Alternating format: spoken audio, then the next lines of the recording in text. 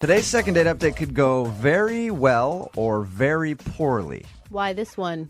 Because the dude that emailed us explained the date as the date of his life. Oh, no. Wow. Yeah. Oh, gosh. No. His name's Trevor. Trevor, what's up? Yeah. How's it going, man? All right. How are you? Good. Your email that you sent us described the date that you went on as the date of your life. Yes. It was like my life had turned into one of those ridiculous romantic movies, like Serendipity, the John Cusack. I mean, it was just, it was insane. I know. Okay. It sounds so corny, but it was. So it was totally insane. Why don't you tell us about your rom-com date? I was at lunch with a friend at the Seattle Center, and I saw this girl, like, she was eating lunch at another table. Trevor, I don't mean to stop you, but the way that you described it, now everything you say, I've just got a scene from a movie in my head. The violins All right. playing in the back. Yeah. So she was eating lunch at another table. She was eating lunch at another table, and she was probably the most beautiful woman I've ever seen. I mean, she was just gorgeous, and I couldn't hear her talking with her friend she was with, but every so often I would hear her laugh, and she was just, it was Jubal, insane. give the man a chance. Trevor, I apologize. I'm not laughing at you. Yeah, I'm he just- has a... I understand because I feel a bit ridiculous, but it happened. You asked her out.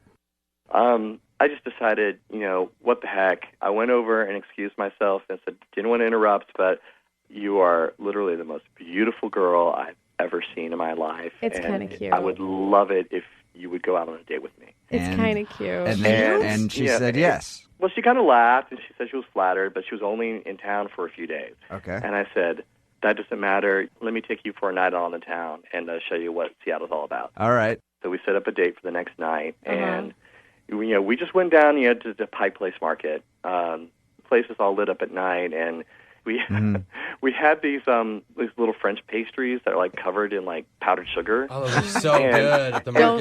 So of course I get it like all over my face, and she just laughs and she wipes it off my face. Dude, it's more adorable. Come on, right there was that's a scene from a montage in a movie, man. I'm going to start writing this up, and we're going to make royalties off this story. All right. So how did the date end? We ended just at a park, and I was just feeling. And it was a clear night that night, so the stars are out, and I start getting a little corny, and I had this little Stars now? You continue. I try to carve our initials in a tree, which I'm a total failure at. But because my pen knife is worthless. But but of course she thinks it's hysterical. Let me go back there for a second there, Trevor. One, you carry around a pen knife. Two, you try to carve your initials in a tree on a first date. This is how amazing this girl is. And she laughed. She was into it? She was into it. She thought it was cute and ridiculous, and and then to top it all off, I just jumped on top of the bench that we were sitting on, and I just announced to the world, I love this woman. Oh, you did not. And, you did like the jewelry commercial thing, where they're standing there and I love this woman. The Tom Cruise on Exactly. Oprah's couch moment. More importantly, you used the L word. Because she was amazing. What did she say? What did she say at the end of the date?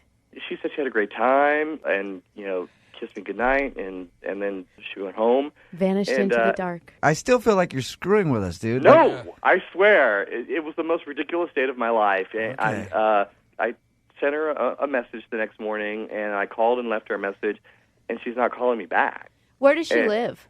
She was from Detroit. She was in town from Detroit. Mm-hmm. But the thing is, it was such an amazing night. I'm willing to go out to Detroit and see her. I'll go wherever she is. You get one shot at love, and he found the love of his life, told everybody at the park. You do realize Jubal's making fun of you right Not now, at all. right?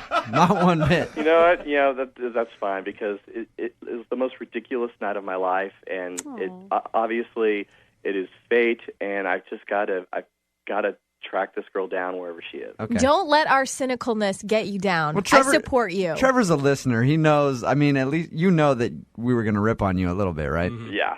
Well, I knew I was for it, and I knew the story I was going to tell, so I just knew that it was going to be never ending. I'm excited to talk to her. But it's worth it. I'm excited to talk to her. I'm excited to talk to her too. She sounds like a wonderful, wonderful person. She may be the love of my life as well. Trevor, all right, we're going to call her right after this. Okay. And see if we can get her on the phone and ask her why she hasn't gotten back to you. All right. Moving 92.5. Brooke and Jubal in the mornings. Second date update. Okay, if you didn't hear the first part of the second date update, I'm not going to go into nearly as much detail as Trevor did about his date. But Trevor met a girl named Alexandra who's from Detroit, actually. Showed her around Seattle. A couple of the highlights. Took her to a park. Tried to carve their initials on a tree. Ended up jumping up on a bench in the park and exclaiming that he loved her after they kissed. Basically like a romantic comedy. Not even a romantic comedy, just a romance novel. Yeah. Would that be an okay description, Trevor? Yeah, I'd say so. No, Trevor, she's from Detroit, so you're totally willing to make a long-distance thing work. Absolutely. We're going to call her right now, get her on the phone, see if we can get an answer why she's not calling you back.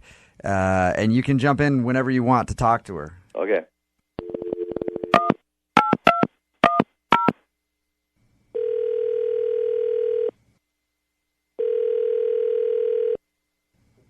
Hello, Hi, can I speak to Alexandra, please?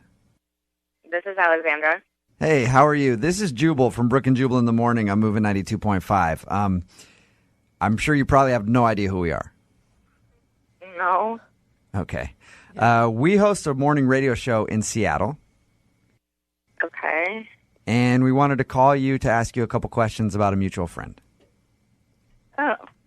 When you were in town here in Seattle, you met a guy named Trevor, Yeah. and you guys had a kind of an evening out together, right? Yeah. Oh my And- God. Things just get more intense Yeah. with Trevor, don't they? We're calling to ask you why you haven't called Trevor back. You're calling to ask me why I'm. This is weird. I know. Is it any weirder than your first date? Come on. Here's what this is. We do a thing on our show called the Second Date Update. We're basically just calling you to ask you why you haven't gotten back to him. Oh, well, I mean, it's really hard. I'm in Detroit. Did you like him when you went out with him? Yeah, I did. I mean, at first I was like a little bit, it's not what I'm used to. Like someone being so intense so quickly. Yeah. Yeah. But, I mean, as long as he wasn't like 100% serious about jumping up and declaring his love on a first date, like if it was just kind of for fun, I had a really good time. But, you say it's just because of long distance, but didn't Trevor make it completely clear that he would do anything to make this relationship work? Yeah, he did, but it was a first date. Yeah. Yeah. If I lived in Seattle, maybe things would be different. Okay, I so don't it's, know. Alexandra, it's solely the Detroit-Seattle thing that you don't live here. That's it. I would definitely, if I lived in Seattle, go out with him again. Okay. Alexandra, distance shouldn't matter. I know, but I like Alexandra, that this job. is Trevor. Oh, hi. Hi. Yeah. I didn't know that you were on the phone, too. Oh, my God, I'm so embarrassed. Yeah. No. Trevor is on the phone. Trevor is smitten. Alexandra, I think you know, I had the best date. One night, it just can't be enough. It's just that there was something magical there. I mean, I know that sounds incredibly ridiculous to say, but Alexandra. I would move heaven and earth to have a second date with you right now. Oh, my God. Come on, Alexandra, Alexandra. you should see the faces of all, everybody in the room because we're all women. You should see the faces, though, of like Brooke and Lydia seriously melting. Now, is that too much for you, or did you find that romantic, too? I have to say, I wish you could see my face right now because I'm totally bright red. I'm so embarrassed, but like that just touches. I don't know. Yeah, Alexandra, I'm sorry worried, to Trevor, that you're gonna maybe expect too much too soon. But how could I say no to? no sort of expectations. No expectations. If it was a fluke and our second date is like a complete disaster, you'll never hear from me again. But it's just. It was just too. I mean, I know I came on like super intense, and like I jumped up on park benches and ruined trees, but it was just I don't know. It was just such a crazy night, and I just feel like you just can't let something like that just happen once. There's got to be more, and you need to go for it. Alexandra, Yeah. do you believe in love at first sight? I don't know. used to think I did, and now I don't, but do you? I feel like I'm in the Twilight Zone right now. This is so weird. All right. I told these guys earlier, Alexander, that I never even thought about it twice before. But when I saw you at lunch that day, I know it seemed like a line, but it was also true. You are the most beautiful woman I've ever seen. And if I need to fly up to Detroit for a weekend to have a second date with you, then I will come out to Detroit. I don't know what will happen after that, but something has to happen. So, wow. If whatever I need to do, I will make it happen because you are amazing, and I want the second date. At the end of these second date updates, Alexandra, since you're not familiar, we always pay for the couple to go out again if they want to go out again. It'd probably bankrupt the radio station to pay for a plane ticket because we don't have a lot of money here. We could buy dinner in Detroit. Come on. Well, I was saying dinner. Yeah, plane ticket I said we can't do. Oh, okay. If he can get himself out there, Yeah. we'll pay for dinner. And in Detroit, with your economy, it's probably like $5 anyway, right? So It's like living in a developing country. Oh, that's so mean. but we'll pay for dinner for you guys if he can come out there. Would you be interested if he flies out there to go out with him? Yeah, definitely. Oh, Whoa. that's so cute. We have to get an update of how the second date goes on this one. Oh, definitely. I think something could come of this. Yeah. I really do. I'm not a love at first sight girl, but I'm an incredibly amazing attraction at first sight that can turn very easily into love type of girl. I now understand why romantic comedies do so well. Because people buy into them completely. But maybe every once in a while, a romantic comedy is actually based on real life. It has to come from somewhere. It's not a romantic documentary. All right. Hey, well, congratulations, you guys. Alexandra, now that you know that Trevor is going to come there, you guys have to sort it out and get back to us and let us know what happened after your date, okay? Okay. Oh, All right. God, I'm excited. I love love. Yeah, me too. Brooke and Jubal in the Fan of the second date updates, you know I always ask this question in the first part of the second date update. I always say, is there anything that you can think of that went wrong on the date? Most people can't think of anything, but the guy who emailed us today knows exactly what went wrong on his first date. He hit on the waitress while he was out with the girl that he was out with. What? Yeah, kind of a big mistake there. Tommy, how you doing? It wasn't like that. It wasn't like that. It was just she was pretty. She had very pretty eyes. Yeah. In other words, Tommy. I think it's good to let people know that they look good and that makes them feel good. In other words, you hit on the waitress. I mean, no matter what, if I'm out with someone and then they like compliment on her hair, maybe, but to go, you have nice eyes. Yeah. I did compliment her on her hair too. Oh, well, then to Not go all the making way it with better. But that's the reason she's not calling you back, right? Because you hit on the waitress. I feel terrible if that's what she thinks I was doing. And what did she do after you made that comment? She was looking at the waitress. Okay. That's probably the wrong. Did her tone change? I don't mean physically did she react to it, but did the tone of the date change? I don't think so. It didn't seem that way. Are you a guy who likes to give a lot of compliments? Had you complimented her a lot that evening prior to the waitress incident? I did give her many compliments, I'm sure. Well, that's Maybe good. too many. Just a compliment slut Yeah. over there. Yeah, you got to make people work for it a little bit there, Tommy. Third date at least. And where was it that you guys met? We met on an online dating site. Okay. We talked for a couple of weeks. Then I finally got a new job, and I wanted to celebrate, so I asked her to come out with me, and she said yes. And you guys met at the restaurant? Yeah, we met, and she blew me away. When I saw her walk through the door, she was amazing. That's She awesome. actually looked like the picture online? She looked better than her picture. Yeah. Having done a lot of online dating, I can tell you that's not usually the It's case. actually rare. It's very rare. It's like you went out with Bigfoot. Yeah, I think I had gotten lucky. So, is that all you guys did on your date? Just go to the restaurant? No, that was it. We just had the restaurant, did a little walk through town. We really did have a great time, I think. Nice. Okay. Yeah. How did the date end? After the dinner, I paid for the date, and I was walking it to her car, having a good time, laughing. I move in for a kiss, and she gives me her cheek. So she actually shut you down for a kiss. I think so, but we had a good time. I'm not sure.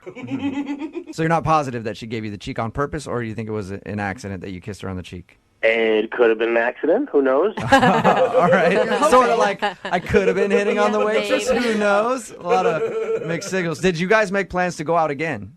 I was hoping that was what was going to happen. I told her that I would contact her, and I tried a couple of times, sent her a text, gave her a call, and haven't heard back from her. And you're being totally transparent with us about the waitress situation. You didn't, grab her number on the side at some point. No. Come on, no, I wouldn't do that. It was just an innocent, you have nice eyes comment. Yeah. So this whole thing boils down to you saying that the waitress was pretty. That's it? That's the only thing I can think of, because everything was great up to that point. So how long has it been since the last day you tried to contact her? About a week. All right. So that's why I emailed you guys, and I figured maybe you guys could help me out. Yeah, for sure. All right, we'll play a song, come back, call her, and get your second date update, okay? Sounds good. Moving 92.5. Brooke and Jubal in the mornings. Second date update. Tommy is on the phone with us, and today he wants us to call a girl named Laura. They met online, went out for dinner. The thing that he thinks went wrong during dinner is that he complimented the waitress. Mm-hmm. And that's when he thinks her mood kind of changed about him, which is understandable.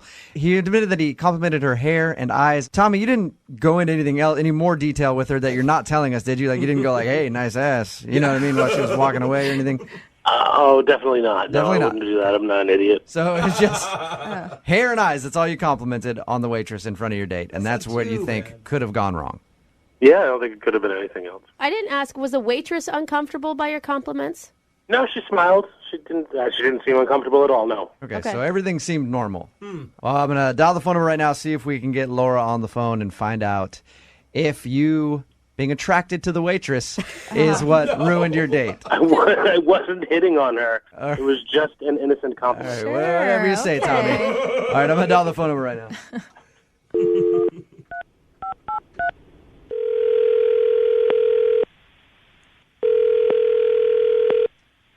Hello? Hi, can I speak to Laura, please? Yeah, this is she. Hey, Laura, how are you? This is Jubal from Brooke and Jubal in the morning. Are you guys calling me from the radio? Yes, we are. Hey, Laura. Hey. Any idea why I'm calling you?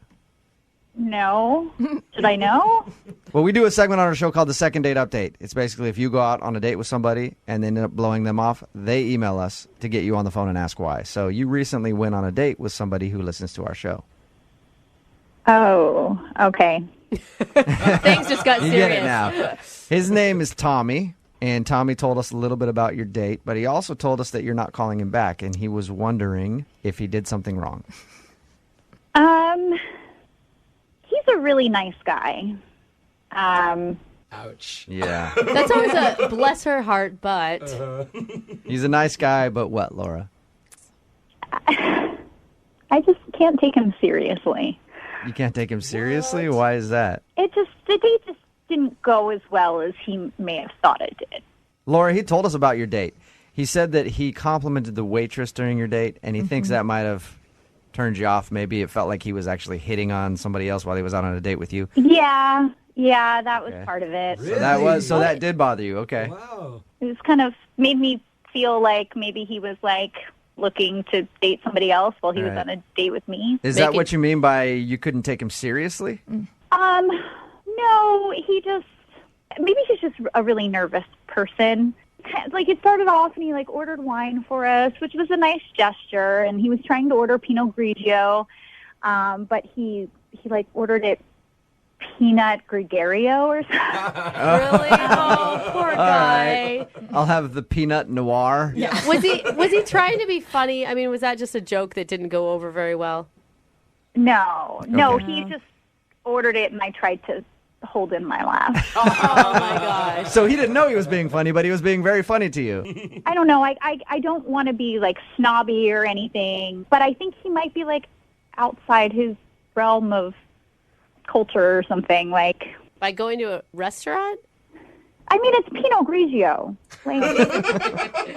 So was that it, though? I mean, the mispronunciation of Pinot Grigio and the hitting of the waitress. Hitting on the Hitting waitress. on. That's a good Clarify. It's a good Normally if a guy clarification. beats That's an up a important waitress one. on a date, probably not going to get a second date.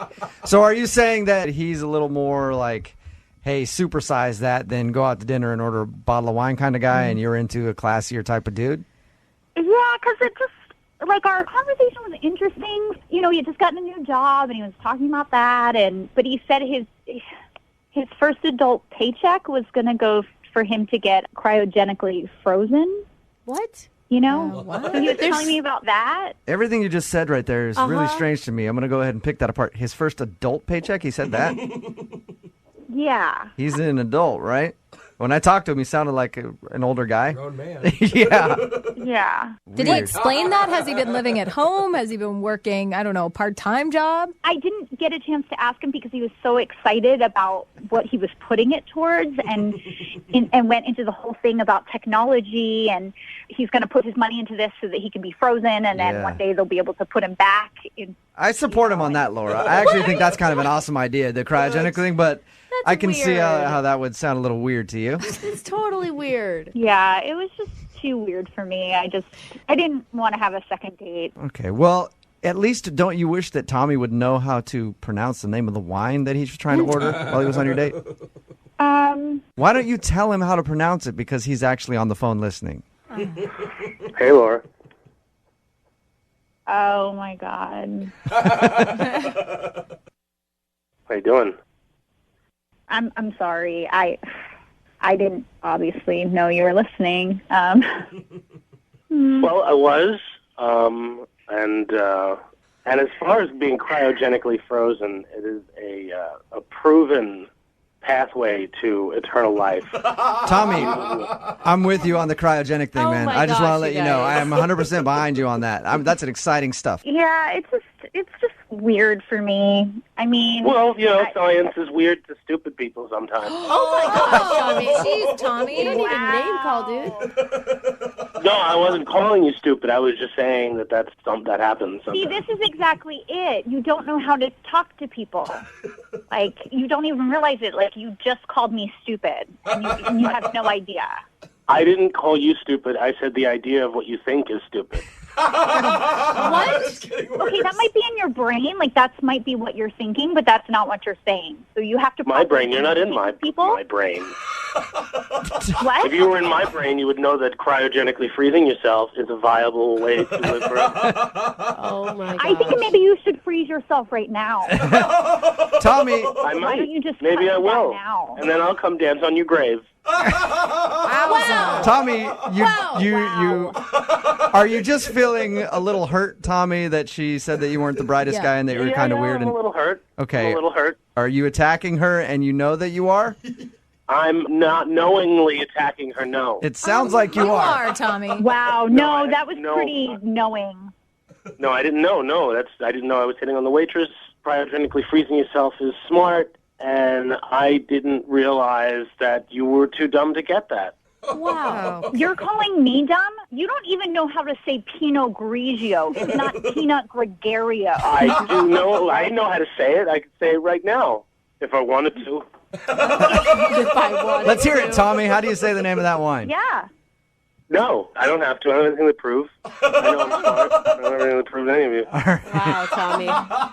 Well, I always do this at the end of the second dates. I think I know the answer on both of your part now. But Laura, would you like to go out with Tommy again? I will pay for a second date for you guys. I'll answer for her. No. Oh. I know it's a no. Wow, that's the first thing you've gotten right. Well, Laura, thank you for your time. I appreciate it. Thanks for being honest with us about why you didn't want to go out with Tommy again. Yeah, no problem. Have a good one. You too. Tommy? Yeah. Don't take this the wrong way, but you do sound a little condescending talking to her. No, I'm not condescending. I'm just smarter than her. Okay. All right. Well, hit me up about the cryogenic stuff, because I'm actually really interested in that, okay? Where to go and what to do? How to do it, you mean? Yeah. Well, there's a couple of places online that do cryogenically. Okay, just email. I don't actually want to know. Yeah, need just it. email me. Yeah, that's fine. Okay. Brooke and Jubal in the morning. Brooke and Jubal's second date update. Normally, when we do second date updates, it's been like a couple weeks since somebody hasn't gotten a call back. Right. But we got an email from a dude who wants answers now. And his date happened last night. Patience, So sir. he emailed us and asked if we could do a second date update for him right away. His name is Adam, and he's on the phone right now. Adam, why couldn't you wait a couple days to do your second date update? I really want to know what happened like really soon because I'm really afraid that I did something really wrong. So I gotta have help. Hold on. I feel like you need some chill is what you need in your life. Well, honestly, I'm pretty sure once you hear this story, you'd want to know too. Whoa. All right, well, let's get into the story then. You went out with this girl literally last night. Yeah. Okay, and how did you meet her? So I was at a coffee shop and kind of did one of those like random, cheesy, hopefully romantic things that worked out, and it worked out really well. What was it? I need to know your trick. Yeah, so I was in front of her, and she was really cute, and I was like, oh, I'm going to try and buy this girl a coffee. And so I told the cashier, I was like, I'm going to buy this girl's coffee. And I turned to her and asked, I was like, is that okay? And she said, yeah, and smiled. And I thought that was a good sign, but I wanted to make sure that she knew it wasn't just one of those like nice pay it forward moments. So when they asked what name to put on the cup, I said, you can put my name on my cup, but I said to put my phone number on hers. Ooh, sly. And so I was like, hey, I hope you enjoy the coffee, but, no pressure. If you're interested, here's my number, and I hope to hear from you. Dude, I'd call you back, too. That is smooth. And there's no, like, instant, like, obligation, right? I'm pretty sure 98% of women would fall for that move. Yeah, I think she's in that 98% because it worked. She gave me a text. Yeah. How quick did she text you back after you bought that coffee for her? That day, like, not too far thereafter. Nice. All right. So what happened on your date? Why do you need to do a second date update right now? It hasn't even been 24 hours. So we went to a place for happy hour. We wanted to keep it kind of, keep it casual. And it was a good start that she was like, well, you bought a drink for me. Let me buy a drink for you. I was like, oh, this is a great start. So, dude, she's even good at the moves. Like, that is a good move on her part. Yeah, so we're talking and hanging out, like, past a drink, getting some appetizers. And so there's good conversation, and we start talking about just random stuff, talking about how, all these small plates and how I like the snack, and she talking about throughout the day she loves the snack too. And I don't know where it came from, but we started talking about yogurt. Ooh, you guys had the yogurt talk on a first date? Man. Moving fast. Yeah. Is it What's like next? Greek or non-fat? What do you like? I told this super lame story about how I didn't like it at first, and now I love it, and I can't like go through a day without it. And we were talking about favorite flavors, and this is where it started and stopped. I was like, oh, I just really like plain Greek yogurt. And I kid you not, I finished the word yogurt, and she starts crying. Cry? What? Out of the blue? Literally, I'm telling you, and I've run through the story a million times. I finished the word yogurt, and she is crying. And so I mean, it was such a quick thing that I was like looking around. Did something happen I didn't know? And I said, I'm sorry. Like, did I say something wrong? And she didn't really answer me. And I said, I made some joke about saying Greek yogurt, which said it again, which is evidently something I shouldn't have said again because she started crying even more. What? And wow. She's like, it's too tangy for me. I can't handle it. Yeah. And so she started to get up and was like, I'm sorry, I have to go. And I'm like, really? And she, she turns to leave. And I honestly, I feel kind of bad now, but I get up to follow her. And I was like, I'm sorry. Is there anything that you need? Like, did I say something wrong? I'm stammering through everything that I can. And she literally told me, I'm sorry, I just have to go. And I, of course, let her go because I'm not going to follow her any more than that. And that was honestly the last time I've seen or heard from her. Wow. Why do you think she started crying when the topic of yogurt was brought up? I have no idea. Okay, wait, I mean, did something else happen, though, that coincided with the yogurt topic? Like she got a text or... And that's what I thought. The first time I said, I looked around, there had to be some other factor in this conversation or this moment that led to this, but I keep hearing the word yogurt over and over in my head. Well, it was a cold, callous thing to say to her, that you like Greek yogurt. I mean, I'm sticking up for her on that, but I really have no idea why she would have started crying then. Yeah, and hopefully it makes you understand why I was like, I need help with this almost immediately. Okay. Well, have you tried to get a hold of her? I mean, did you hit her up after and be like, is everything okay? Yeah, I sent her a text and it was basically kind of non-committal and supportive, saying, I hope everything's okay. Let me know if you need anything. But I don't know if even that was the wrong thing to do. Okay, well, we'll play a song, come back, call her, and find out why the topic of Greek yogurt made her cry so hard that she walked out on your date. In your second date update right after this, okay? Sounds good. Thank you. Moving 92.5. Brooke and Jubal in the mornings. Second date update. Why in the world would Greek yogurt make somebody cry? We're hopefully going to find that out if you're just joining us for today's second date update.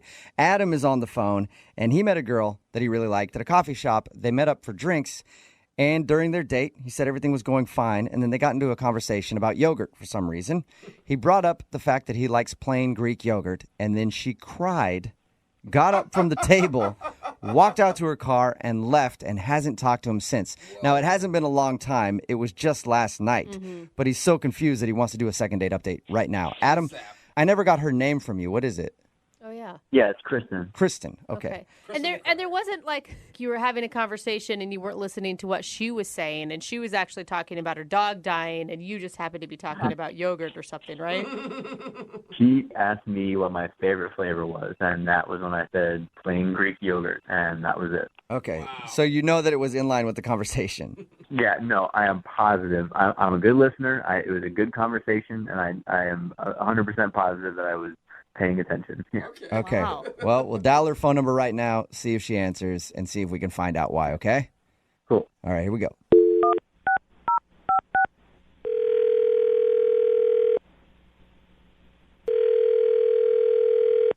Hello? Hi, is this Kristen? Yes. Thank God you're okay. How are you? This is Jubal from Brooke and Jubal in the Morning. What? Who? Jubal from Brooke and Jubal in the Morning. It's a radio show. Yeah. Why are you calling me? I'm calling you because we got an email from a friend of yours who's very concerned. Well, I don't know how much of a friend he is, actually. Yeah. His name is Adam, and you apparently went out with him last night. Oh my God. Are you serious? Yeah. We do a segment on our show called the Second Date Update. That's where if you go out with somebody and then end up not calling them after, they email us to see if we can get you on the phone and find out why. Normally, people wait like a couple weeks or a month to email us, but he emailed us and wanted us to get a hold of you because apparently you walked out of your date crying last night, and he has no idea why. I told him that he should wait a little bit longer because you're probably embarrassed. No, I'm not really embarrassed. I mean, you really want to get into it? You're not embarrassed to break down in tears when talking about Greek yogurt, and then... Oh, he told you what we were talking about? Yeah. He said that he thought everything was going well until the topic of yogurt came along, and he brought up the fact that he enjoys plain Greek yogurt, and that's when you started to cry, and then left. I mean, it's just something I do. Wait, what do you mean? It's like every time you go to the grocery store and you walk by the aisle, you're just in tears? No, it has really nothing to do with Greek yogurt. It's just this thing I do, like, if I'm just not feeling it. I mean, I wasn't really feeling the date. I was kind of over it. And I just decided, like, I'm just going to start crying, and he'll freak out, and he won't want to touch it after that. And so I just left. What? You're using crying as an out on a date? You can just do that? It works because so many guys just don't know what to do, and they don't want to deal with it. They think I'm crazy. Yeah. No, that's actually a really good idea. If you were to just start crying on a date and be like, I have to go, I'd be like, I'm not going to argue with that. Get out of here. Go do whatever it is that you have to do. Yeah, guys don't want to deal with it. They think that there's something wrong with you. You're fragile, you're crazy, and they just don't want to deal with it. Oh my You're God, like she's right. You're like an evil genius. It works. But why didn't you like your date so much? I mean, he sounded like a really nice guy. Nice? I mean, not really. He wasn't really that nice. I actually thought he was kind of a pig. Whoa, really? Okay. Like, what kind of a pig? No, Well, there's different levels of pig. I mean, What are you saying? Like potbelly? Is that what you want to well, know? I mean, did you feel like he was just disheveled and dirty? Did you feel like he I was see. like, unkempt? Did you feel like there was another part of him that was like a male chauvinist pig? There's all kinds of pigs. You do bring up. No, he brings up a good point. Definitely chauvinist. Chauvinist. Okay. Sexist. He's sexist. What did he do that was sexist? We were talking about things in school, and I was talking about how, like, I went to school for like math, and he said, "Oh wow, most girls aren't good at math. That's really cool." Whoa. Oh yeah. Like, stupid. Yeah, that is Most dumb. girls aren't good at math. That is pretty stupid because every girl that I cheated off of in high school to get to pre-algebra was really good at to math. get to pre-algebra. Yeah. Those And sixth graders a- I was cheating off of they when were- I was a junior. They were 8th graders and I was a senior. Okay, And most sorry. of them were female and they were really good at math. And me being a man, I was terrible at it. So I would never say that. Did you tell him that you were offended by him saying that? I let that one go for a second. I was like, okay, let me give him the benefit of the doubt. And then we started talking about cars, and like I was saying how I had to get a repair on my car, and I was talking to the mechanic, and he was like thinking that I couldn't handle myself at a mechanic shop, and why didn't you do it? And do you want me to help you? You know, girls are always victims at these things, and I'm like, cool, I got it. Yeah. Oh I my don't blame you for pulling the crying card at this point. Yes, like, you know, after all that, then we were talking about careers and work, and then he said, you know, you're so pretty, you don't need to work. Oh my God. Oh my God. Yeah, at that point I was like, he already thinks I'm some fragile little girl, so let me just let the tears flow. Yeah. I know. In his mind, he's like, there it is. I knew she was a woman deep down. Good at math, good at cars, whatever. I knew the tears were going to come. That's all right, sweetheart. Kristen, thank you for telling us a little bit about why you weren't calling Adam back and why you fake cried in the middle of the date. Yeah. I do have to tell you, though, that Adam is actually on the other line listening and wants to talk to you. Oh my God, are you serious? Yes, I am. Yeah, how can you fake crying to get out of something you don't want to deal with? I mean, if you're going to be clueless about the things that you say, like, it's just going to get all ugly and awkward. Because I was getting irritated, and I don't want to let my bad side come out and start putting you in your place. Oh. Listen, I mean, I'm just trying to give you compliments, and the response is to, like, lie about it and make me worried about you? Compliments? You think that's a compliment? You were saying that I'm smart for a girl. Like, oh my God. That is not cool. What am I supposed to say to that? I don't know what you're talking about. I mean, I was telling you how smart you were. For a girl, like, do you not see how you're coming across? It's so chauvinist and sexist. No girls like that. I don't know. I don't know what to say. I mean, like, I really do think you're smart for a girl. Oh my God, Adam! The point Do you not is- realize in saying that you're Yeah. saying that all men are smarter than women? What? No, there's guys smart and girls smart. There's two different kinds of people. Oh my! Are you like you're ignorant? So wait, I'm confused. Like, you're gonna say that guys and girls just aren't like naturally wired differently? Guys kind of have, you know, they're predisposed to math, and if a girl's smart at it, then great. I mean, I don't know how that's a bad thing. No. The only reason men excel at math and science is because they're actually pushed into those fields and encouraged to do those things. Where we live in an antiquated society where for years females have been told that they can't do that stuff. I guess that's kind of my point. So that's exactly right. Like, I'm a guy, so I have to be good at math and science. But if I'm as pretty as Kristen, I can be a pretty girl and things can come to you. It's just kind of being, it's like lucky that she's that way. I wish I didn't have to do the things I have to do. Adam, do you even hear the nonsense coming out of your mouth? You sound like a total moron. You sound more than a moron. You sound someone who is legitimately living back in 1950. Dude, I feel like I need help. I have two women attacking me and all these guys just listening. Like, guys, I thought you'd be there to help. I mean, seriously? No, you're on your own on this one. Yeah. You hung yourself out to dry a long time ago. You can deal with that. I'm good. I can watch. The other guys in the room actually believe in, I don't know, equality. It's a weird concept that some people buy into. Listen, I believe in equality too, but between men and women, things are just different. Some things girls just have easier because they're pretty. But not all pretty women just get money thrown at them. It doesn't work that way. Well, some do. I mean, let's be honest. There are some that do. There are some pretty dudes that get money thrown at them too. I don't know how they do it. I am jealous of all of pretty people for getting money thrown at them. That's rare. But Adam, you can see why she didn't really like your date, can't you? I don't know. I guess we're just not a good match because I don't think I did anything wrong. And that's the problem. That right there is exactly the problem. Oh my God, Adam, I feel so sorry for you. Well, that sounds like you might be interested in going out with him again, Kristen. I'm not as smart as a girl, but not. I am picking up on a vibe. Would you like to go out with Adam one more time on a second date? We will pay for it. Definitely not. But we'll pay for it. I have the money Thank that God. you might not have, Yeah, Kristen. because us little women, how could we ever make ends meet? Can't say no to that. Oh no, I don't want to get money thrown at me because I'm pretty. Well, I'll throw it your way if you want to go out with Adam again. No, thank you. Oh, all right. Sorry, Adam. I tried to get you a second date there. It doesn't sound like it. What are you talking about? I tried to appeal to her womanly sensibilities of wanting to get money for free, and it didn't work. Whatever. I'm done with this. All right. Well, Too bad. regardless, thank you for emailing us to do a second date update, okay? Yeah, I don't think I'm ever going to turn to you guys for help again. He's stubborn like a typical man. Brooke and Jubal in the morning. The song's not bad for a chick.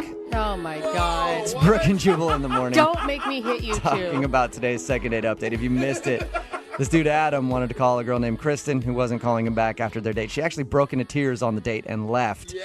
We got her on the phone and found out that's her go-to move when she doesn't like a date. She cries and then leaves because most of the time guys don't want to call a girl back if she does that.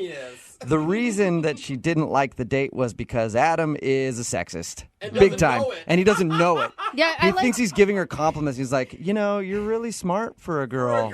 And I like how he said, I believe in equality, just not for men and women. Yeah. What? I believe in equality for other things, but when it comes to men and women, we're too different, and ladies can simply not handle themselves out in the regular world, and they need a man to guide them. Oh my God. Thank goodness for So, him. They decided to not go out again. Yeah. Well, she decided to not go out with him again.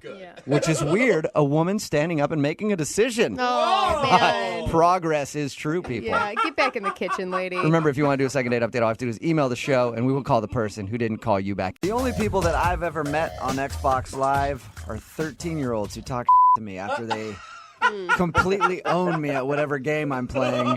Get off Xbox, old man. You suck. That's why I don't even talk. That hurts a little bit, doesn't it? The guy on the phone today for a second date update, his name is Oscar. He actually met the girl that he wants to call playing Xbox Live. What? Yeah. That's awesome. Hey, what's up, Oscar? How are you?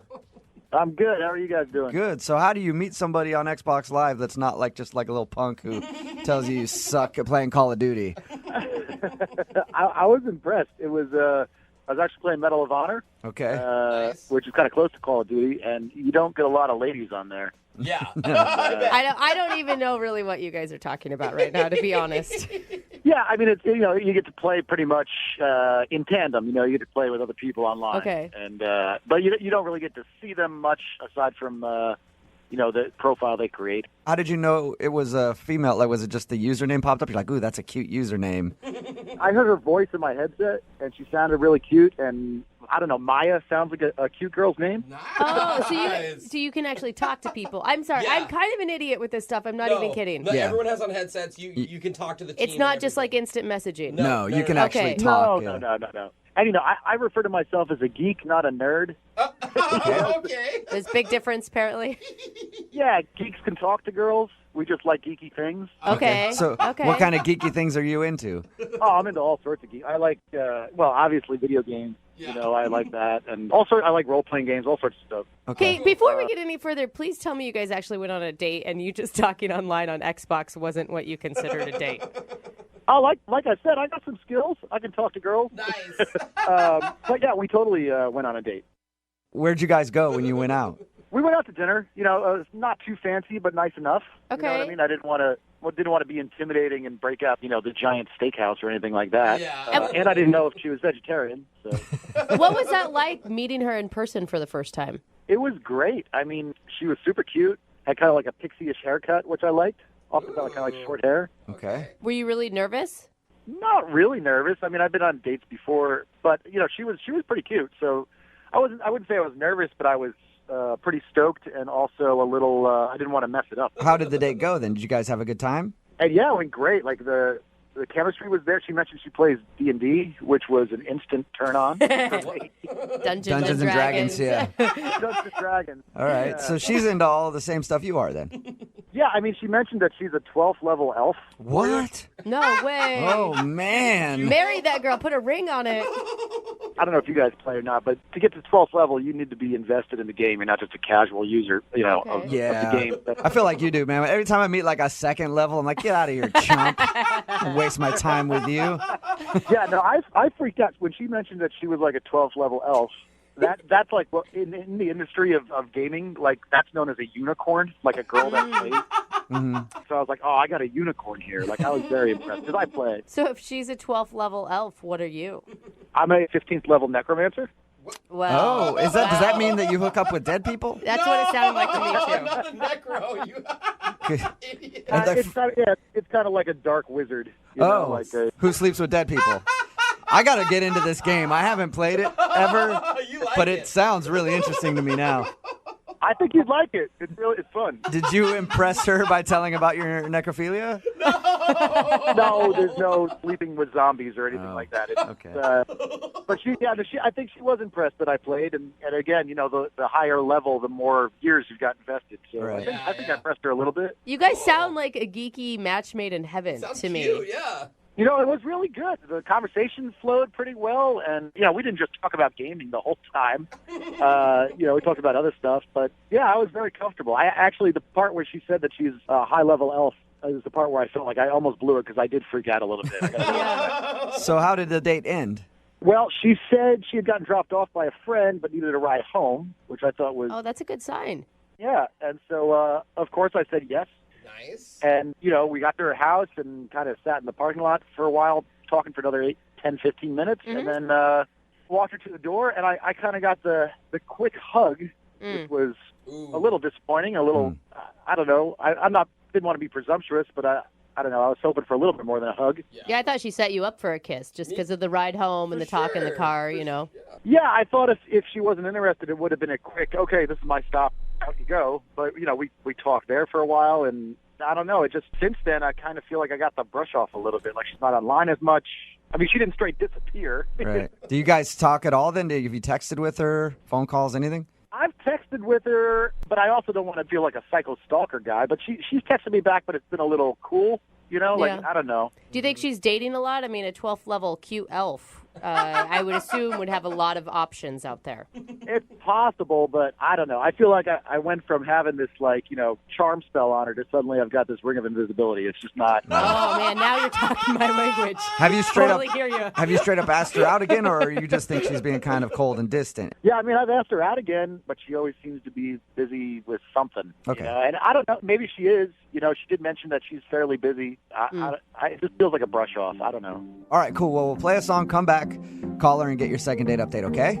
Awesome. I appreciate it. All right, man. Hang on. Moving 92.5. Brooke and Jubal in the mornings. Second date update. Alas, welcome back to today's second date update, where we're attempting to vanquish the troll of loneliness who has reared his head yet again. On the line, we have Oscar, who is a 15th level necromancer, which I think means he's on an FBI watch list somewhere. And he's going to attempt to contact a fair maiden named Maya, who's a 12th level elf. They met while playing Xbox Live and shared their love of Dungeons and Dragons on their first date, but now she's giving him ye old brush off. And we need to call her and find out why she's not calling him back. You about ready to go, Oscar? Yeah, man. I appreciate it. Thanks. I never asked you in the first part of the second date update, why do you think she's not calling you back? You think it's because you got too excited that she plays Dungeons and Dragons like you?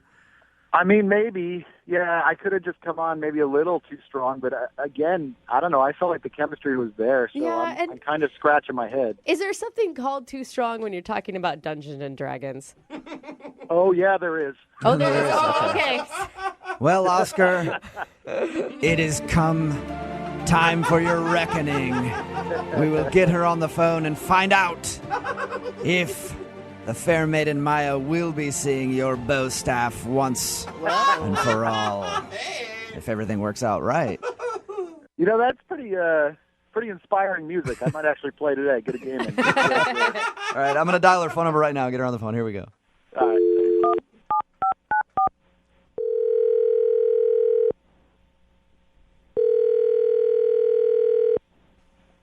Hello? Hi, can I speak to Maya, please? Is this? Hey, Maya, how are you? This is Jubal from Brooke and Jubal in the Morning. It's a morning radio program. It's a radio show? Yes. How are you? I'm good. What can I do for you, radio show? Well, I'm calling you because a listener of ours recently emailed us about you, and he wanted us to get a hold of you because he thinks that you're brushing him off after you guys went on a date. Oh, my God. I think I know what this is about. Do you? Really? I mean, I hope not, but Who would that be? What's his name? Oscar. Bingo. Oscar emailed us about you, and he said that he really enjoyed going on your date, and he's been trying to get you to go out with him ever since, but you're always like, I'm busy or whatever. Well, yeah. Okay. Do you not want to go out with him again? Correct. Yeah. I mean, I don't know. I can't believe he thought it would be wise to contact the radio station about this, but Well, he said that he just likes you a lot. It's a thing we do on our show all the time called Second Date Update. So let me ask you, was it weird actually meeting a guy off of Xbox Live? I hadn't met anybody through Xbox Live before, so I mean, like, I feel like it's just as weird as anything else, but you know, it was a public place. You know, that wasn't that wasn't the problem. What was the problem? So he's dropping me off at the end of the night. We're, you know, in my parking lot of my building and, like, just chatting and, like, honestly, like, I'm feeling it and I'm kind of waiting for him to go in for a kiss. Right. Oh, okay. Instead of that, he goes, "Can I show you something right now?"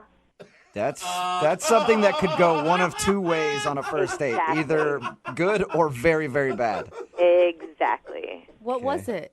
He starts to take off his shirt.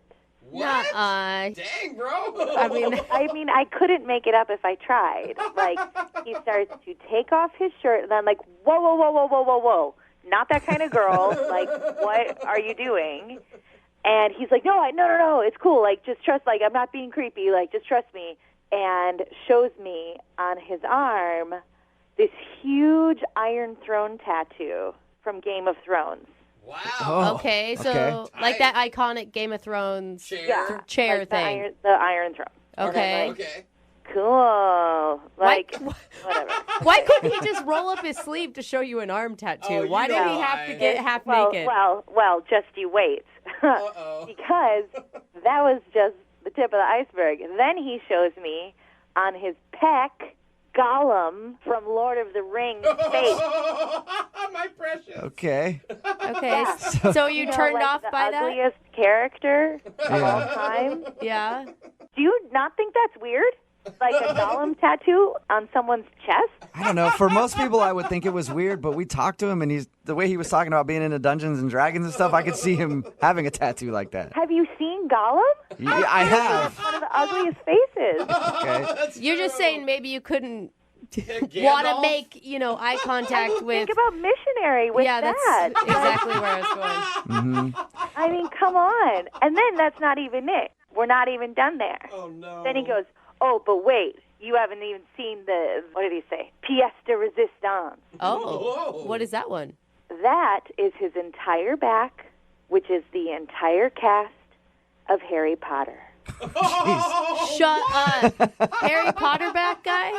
Yes, you may be familiar with the children's novel series Harry Potter. I'm a little familiar. Yeah, I've heard a thing or two about it. Kind of legendary. Yeah, it was all over my date's back. So, yeah, I haven't called him back. I've been polite to him. I haven't completely blown him off, but, I can't see getting frisky with Harry and the crew. But you gotta understand, I mean, from his point of view, you're a girl who's like a 12th level elf. Like, he probably thought that you would be into all of those. I'm also a woman with Okay. All right, so you just couldn't get down with all of the tattoos that he had, the Harry Potter tattoo, the Game of Thrones tattoo, and the Lord of the Rings tattoo. And busting them out on the first date in the car. Hey, Maya, thank you for being honest. I appreciate it. Now I feel like I have to be honest with you about something. Okay. Oscar is actually on the line listening and wants to talk to you. No! Are you kidding me? Sorry. No, I'm not. Oh, my God. I had no idea that was going to freak you out. I'm sorry. I didn't mean to make fun of you on the radio.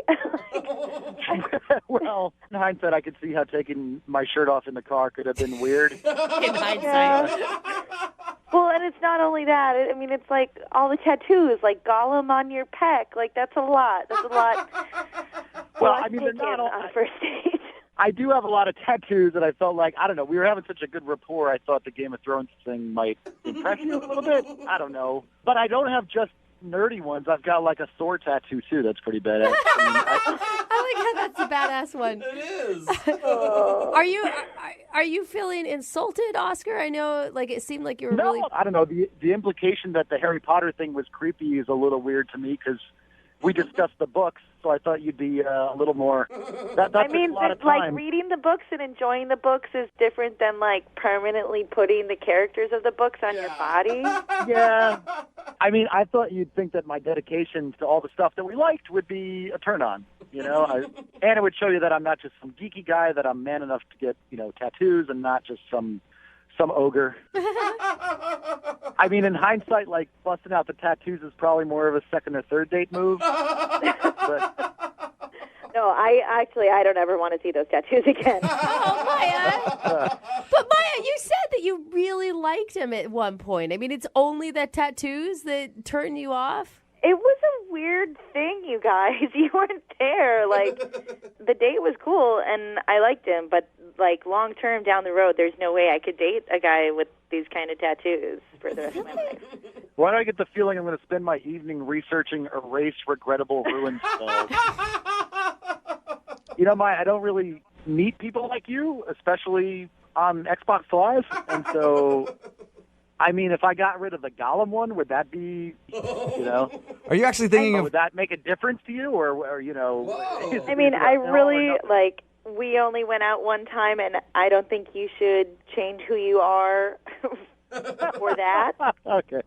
I appreciate the thought, but, I mean, I'm sure you're going to find the girl who loves the Gollum man. you. All right, I know what that means. All right. Are you sure, Maya? Hey, Maya, we'll pay for a second date if you go out with him again. We won't pay for the tattoo removal, though. I mean, I think we could probably be great friends. I mean, we really did have a great time, God. and, I'd hang out again, but... Yeah. Oh, my God. Well, Oscar. hey, Oscar, it's not a successful second date for you, man. I'm sorry. I think I'm going to just pick up my staff and go home. Yeah, you should. Brooke and Jubal in the morning. Text in at 78592 that says, "Aw, he seems so sweet and nerdy.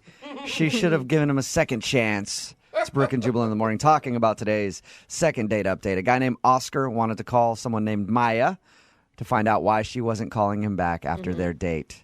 They met online playing games. They're big gamers. Yep. And they bonded over that. But we got her on the phone and found out the reason she wasn't calling him back is because he's a little too into the fantasy world. He has tattoos of Gollum from Lord of the Rings.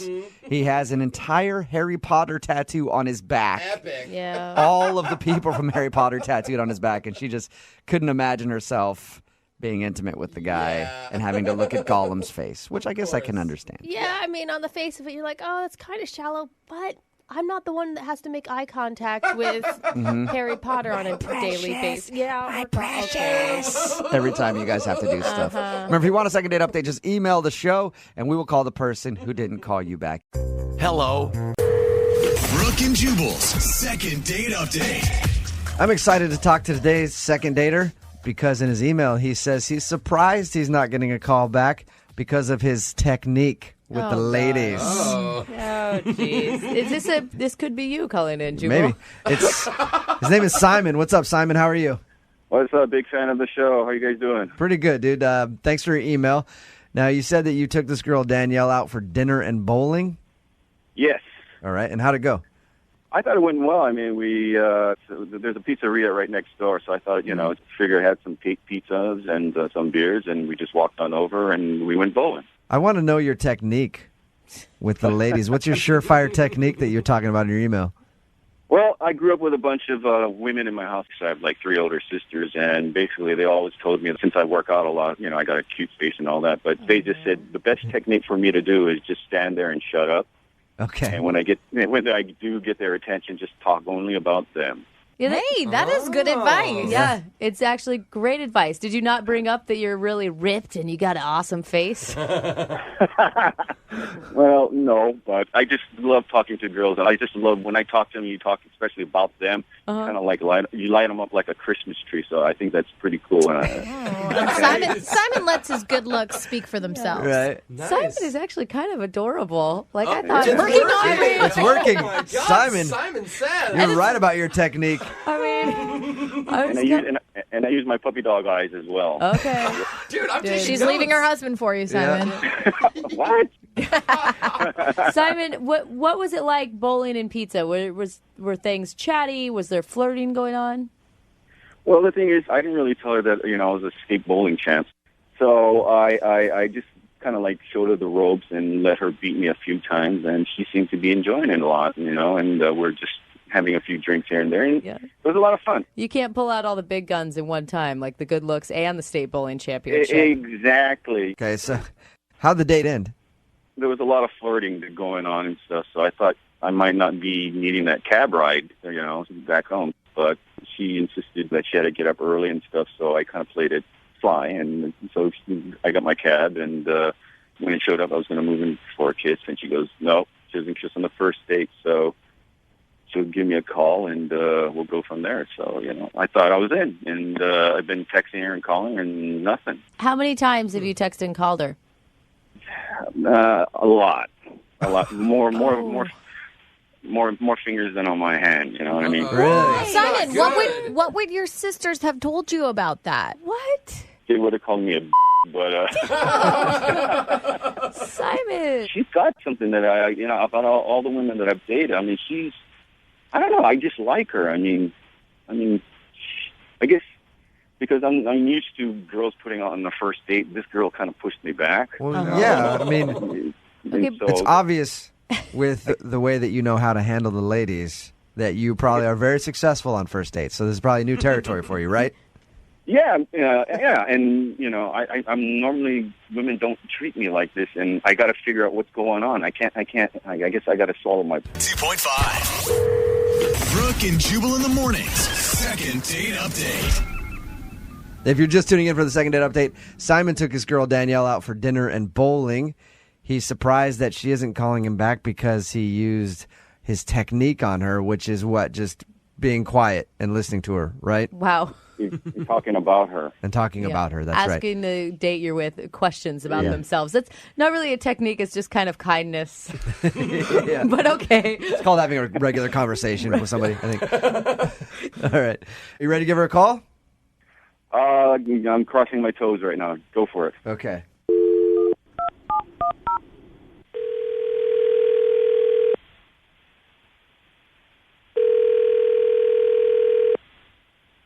Hello. Hi, I was looking for Danielle. This is she. Hey, Danielle, how are you? This is Jubal from Brooke and Jubal in the Morning on Moving 92.5. Congratulations on getting a call from one of Seattle's top 5 celebrities. Oh, nice to meet you. Well, wow. Why? Why? Yeah. You actually recently went on a date with somebody who's a friend of the show. Uh-huh. And he emailed us about you because you haven't been calling him back. He's tried to text you a few times and would love to take you out on a second date, but can't understand why you're blowing him off. You have any idea who I could be talking about? Is his name Simon? Mm-hmm. His name is Simon. Mm-hmm. Uh-huh. So, what'd you think of Simon? He's cute. Yeah. But that's not what I expected her to say. Yeah. Did you enjoy your date with him?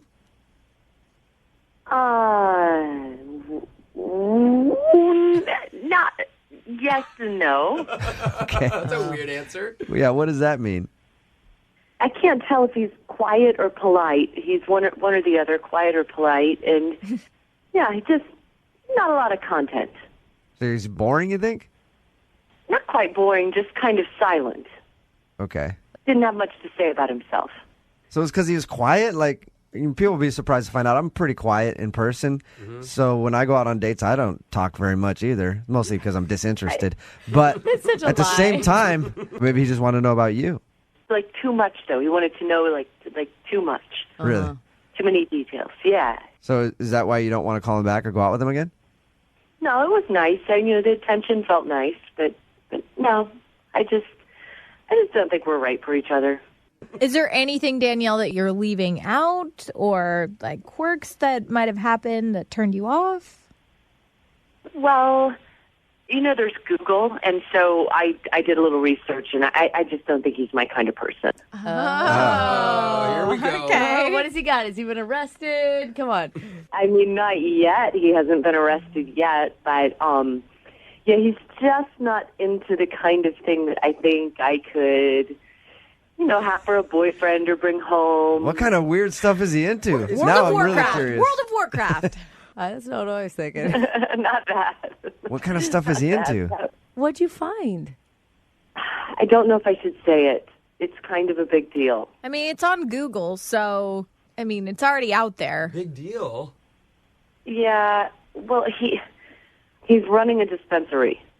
Like he runs a weed dispensary? Yeah. Yes. Okay. No wonder he wanted to take you out for pizza then. That all makes sense now. No wonder he's so quiet. Yeah. I can't imagine a guy who runs a weed dispensary being my boyfriend. I felt anxious about it, and I didn't even know him yet. So you can't go out with someone who gives you anxiety before you even know them. Yeah, that's a good point. Hey, Danielle, Yeah. real quick, I should probably tell you this. Simon is actually on the phone with us and has been listening to the whole conversation. Hey.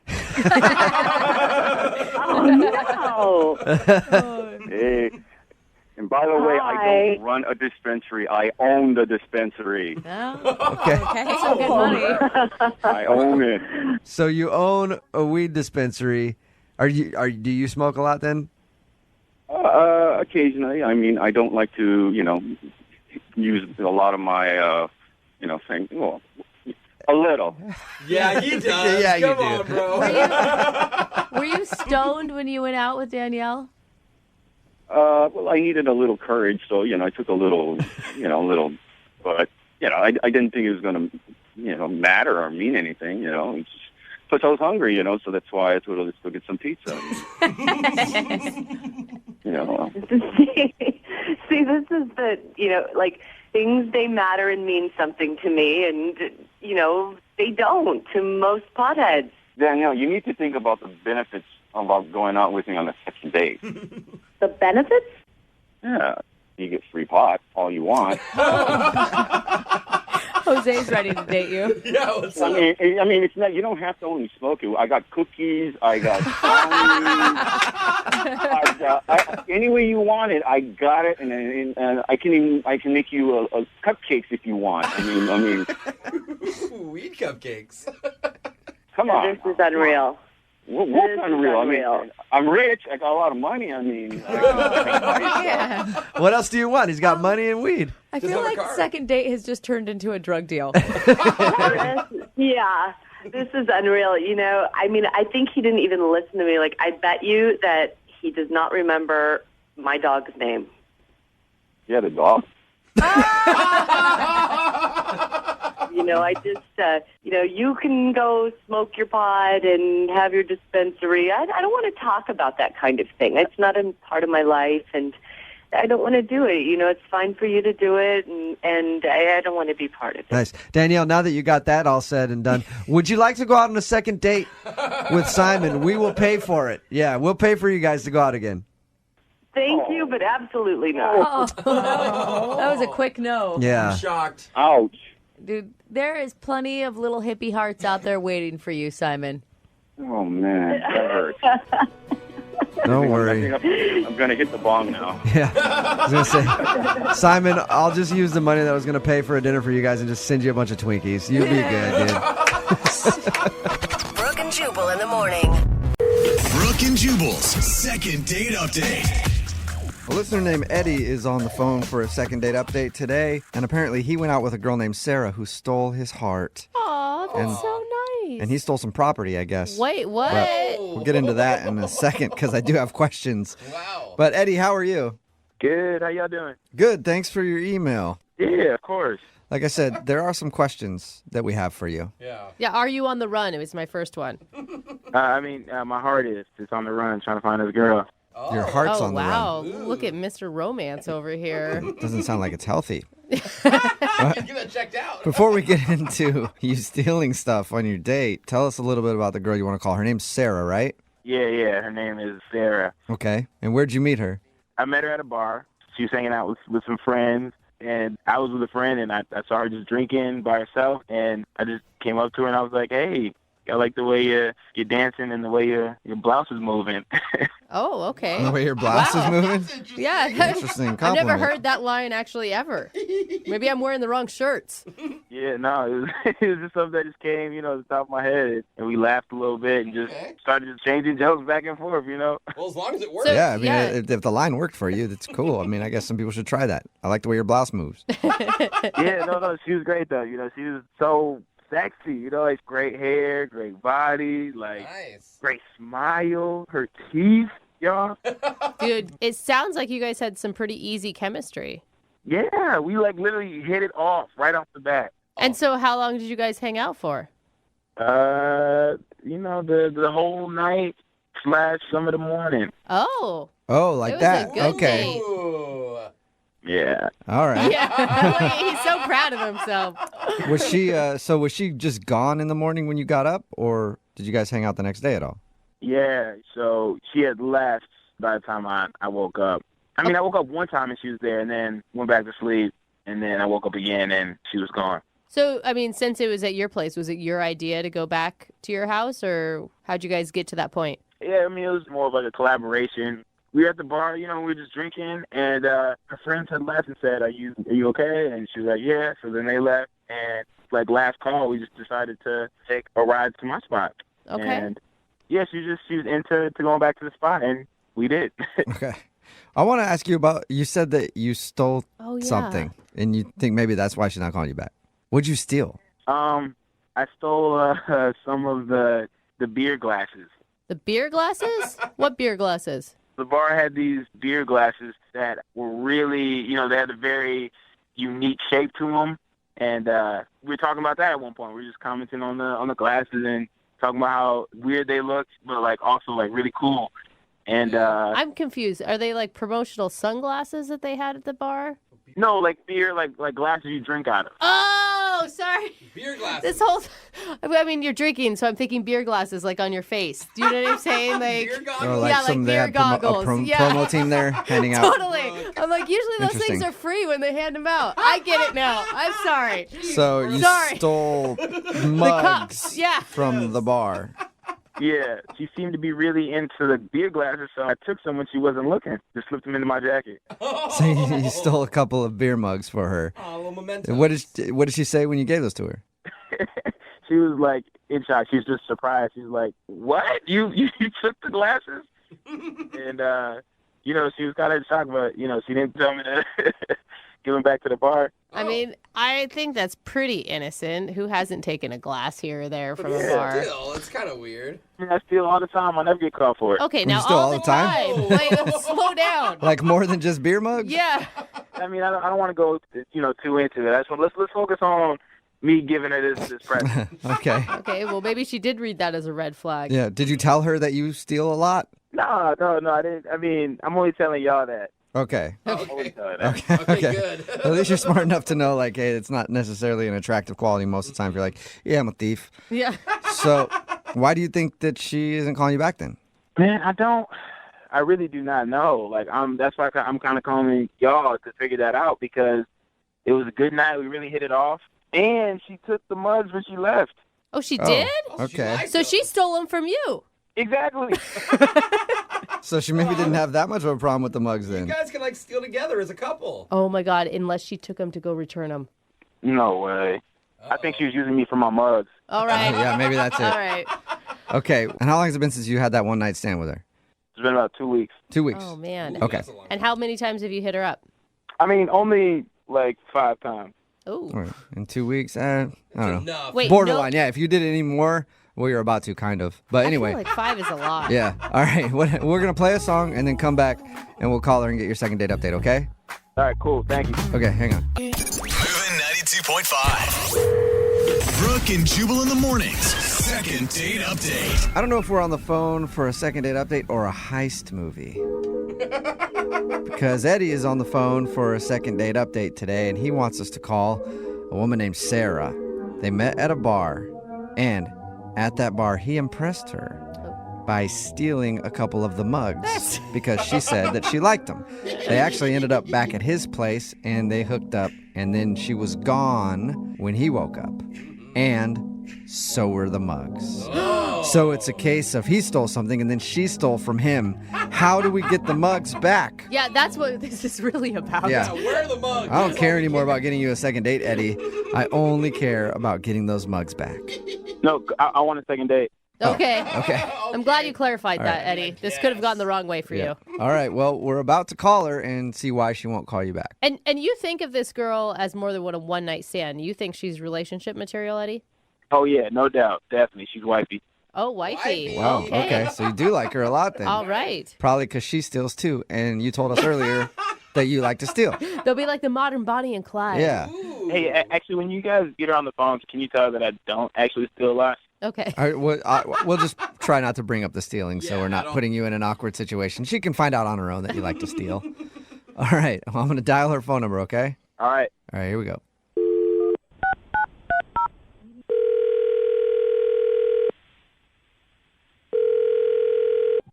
Hello. Hi, is this Sarah? Yeah, this is Sarah. Who's this? Hey, Sarah. This is Jubal from the radio show Brooke and Jubal in the Morning. Okay. How are you? I'm fine. Why are you calling? Oh. Who are you? My name's Jubal from Brooke and Jubal in the Morning. It's a radio show. Jubal? Yeah, Jubal. Jubal? Jubal. God, it sounds so weird when you say it so many times. It sounds in weird a when you row. really pronounce it like that. Yeah. I'll just get to the point, Sorry, so you Sarah. don't hang up the phone. I'm calling you because we do a segment on our show, and it's called the Second Date Update. Have you ever heard of anything like that? Kinda. Why? Kinda. Okay. Well, it's where listeners can email us if they've gone out on a date with somebody and that person isn't calling them back. We get them on the phone and find out what happened. And you went out with a dude named Eddie about 2 weeks ago. Yeah?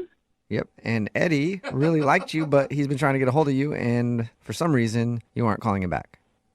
This is weird. Is that not true? Well, I suppose, but you're from a radio station? Yeah, I said that 4 times. Okay, your name's Jubal, though. Jubal. It really doesn't matter what my name is. The whole point of everything is Eddie, the dude that you met 2 weeks ago at the bar, has been trying to get a hold of you, but you're not calling him back. So he asked us to get you on the phone and find out why you don't like him. So now he's calling you to call me because I won't return his call. Said that 3 times now. Yes, Wow. he said. So why don't you just tell him that you couldn't reach me? Oh, well, Why? okay. He really liked you. He said some really wonderful things about you. Yeah, I'm not going to call him back. And is there a particular reason? I mean, I'm not going to... This is weird. I can't believe I'm talking to a radio station. Why am I talking to a radio station? Because we called you because we do a segment called a Second Date Update. It's where I don't want to go into the whole thing again, but said it 4 times. yeah. Okay. I'm not going to call him back because, I'll be honest, it was a one-night stand. Oh, okay. So you were just having could be more than that? I mean, I had a good time, I guess, at that time, but it's just a one-night stand. I mean, you know. Yeah, but it could be more. I mean, you guys obviously had chemistry. Some of my most fun relationships came out of wannabe one-night stands. Wannabe one-night stands? Well, I mean, they don't really count. I don't know. Well, I actually would like this to be a one-night stand. You want to keep it a one-night stand. I mean, one-night stand means like one night. If I called him or talked to him, then it's not a one-night stand. You're breaking the rule. Yeah. But if you had chemistry... There's rules written somewhere. It's like the Bible. But if you have chemistry, you can break the rule here and there. Yeah, but I don't really want to. Oh my God, All right. why? There's got to be some reason. Yeah. Was he not good? No, it was fine. Oh, that's a good question. He was bad, wasn't he? I'm not saying that. I'm just saying it was fine. So I don't want to be rude on radio. Oh. you could be rude on the radio. I was just rude to you a couple times about you not understanding what was going on. Yes, you were. I decided to do the one-night stand, and I was like, and it just wasn't what I thought. And I would just like to leave that in the history of my life. Okay. When I look back, I'll see that this is the thing that I did, and look, I did that, and then that's it. Okay. So, Do you have a lot of one-night stands? No, this was my first. Oh, And okay. only. Oh. do you feel bad about it? Is that why? Do you feel guilty? No, I mean, I've always wanted to try it once, and, I did. It's like, one time I wanted to have a Brussels sprout, and I did. Gotcha. So this is like a bucket list type situation for you. Like, in my life, I want to try a Brussels sprout, and I want to try a guy named Eddie that I met at the bar. And then... Precisely. Right up there at the Okay. top. Very specific. All right. Well, I don't think... And I just meant one Brussels sprout, and I meant just one Eddie. Just one Eddie. Okay. All right. And you had it. Okay, Eddie and the Brussels sprout. I guess Well- life is complete. Unfortunately, Eddie is on the phone right now and wants to talk to you. Oh, my God. Are you serious? Yeah. Yeah. Hey, what's up, Sarah? Oh, Eddie. Hey, I heard the conversation, and I want what? to say, You heard the conversation? Yeah, that's the other part I forgot to mention. He was listening the whole time, too. Oh, I want to say okay. that I can, try Brussels sprouts again. Try Eddie again. What, Eddie? You're okay? Like her comparing you to Brussels sprouts in her life? Look, I'm just saying I can do better. Okay, you don't think you did a good enough job. It's not that. It's just that, imagine that I'm a dude, and I'm just like, I want to have a one-night stand. I'm not going to call you anymore, just like what dudes do. Just pretend I'm a dude. Okay, I mean, I'm imagining I'm a dude, and I want to see you again. So how about that imagining? So you're a dude who had a one-night stand with a dude who wants to see that dude again. Y'all know what I mean. You know what I'm trying to get at. I think I do. I think you're saying that you want to see Sarah again. Yes. Sorry. I don't really want to see you again. Oh, Sarah, you're just shooting him down like that? I mean, listen. Well, yes. You could go out with him again, and then you could have another one-night stand down the road and just leave that one as a one-night stand. Maybe this one is something special. Your bucket list thing is kind of ruined now because you're talking to your one-night stand, so you have to... Well, that's not my fault. That's yours. Oh, it's only if you had called him. Okay, well, what if I didn't? Okay, but what if I don't, call you for like a couple weeks, and then after that time, we go out one more time, and we leave that one night stand, in the past that you had it, and then, we have another date that's, different than that. There's not really alternate definitions to a one-night stand. There's just really one. And the idea being that it's just one night, like, done. It was, one night with the old me. I'm now a new Eddie. Come on. Oh, he's changed. Yeah, no. But I even saw those mugs for you. Okay, that actually made everything worse. It made it worse? You stole mugs. Did you know that I took them back? You really did? Of course I did. I just left them outside. Like I didn't walk in and was not like, hey, but I just kind of left them on the sidewalk right by the front door because I didn't want to be a party to thievery. Oh. Let me get this straight. You don't like thievery? When you put it like that, no, I do not. Yeah, good, because I don't either. Oh, really? Yeah, right, okay. Oh, Eddie, I don't think you're going to win this one. Yeah, no. He's not. All right, so I have to ask the question anyway, Sarah. Would you like to go out on a second date with Eddie? We will pay for it. She's like, how dumb are you people? Yeah, that is what I was thinking. No, I don't. Yeah, okay. I thought that might be the answer, but you never know. So, sorry, Eddie. No second date for you. Shoot, wait, what did I do wrong?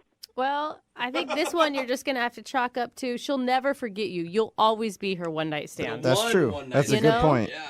Okay, yeah, that is true. So then when I come back into her life, she'll be like, oh. No, okay. Eddie. No, Eddie. You got to give it up, man. No, y'all don't understand. She was everything. She was the one. I'm still on the phone, Eddie. I can hear you. Oh, Sarah, what's up? Get it started again. Fancy meeting you here. Brooke and Jubal in the morning. Text in at 78592 says, I'm surprised she didn't want to go out with Eddie again. I mean, a guy who admits that he steals things is always a catch. Talking about today's second date update. If you missed it, Eddie wanted to call a girl named Sarah. Eddie said that they had a great date. He actually stole some beer mugs from the bar that they were at and then admitted that he likes to steal things a lot. That wasn't the reason he wasn't getting a call back, though. Sarah was just trying to have a one-night stand. She's never had one before, and she's trying to mark things off of her bucket list. Yeah, and you think that if you'd pick the guy who steals a lot of things, that you'd be good, like that you'd be fine with a one-night stand. Yeah. But Eddie was a romantic. Nope, yeah. Yeah. He kept trying to get her poor back. guy. He kept trying to be like, let's just do one more time. Give me another shot. Come on. She still said no. She likened him to a Brussels sprout. She said, you want to try that's right. Brussels sprouts once in your life, and you want to have a one-night stand once in your life. And so that's what Eddie is. Eddie's a one-night stand Yeah, for Brussels Sarah. Yeah. I will never eat Brussels sprouts without thinking of those two, though. No, and I'll never steal another beer mug Yeah. without thinking of Eddie either. Remember, if you want to do a second date update, all you have to do is email the show, and we will call the person who didn't call you back. Remember, Young Jeffrey's Song of the Week is coming up in just a few minutes at 8:10. Brooke and Jubal's second date update. You ever schedule a date with somebody and then show up and that person isn't there, so you just go out with someone else? No. Yeah, me neither. Never happened to me. But apparently it happened to Sean, who's on the phone for a second date update right now. Find out how that happened in just a second. But Sean, what's up, man? How are you?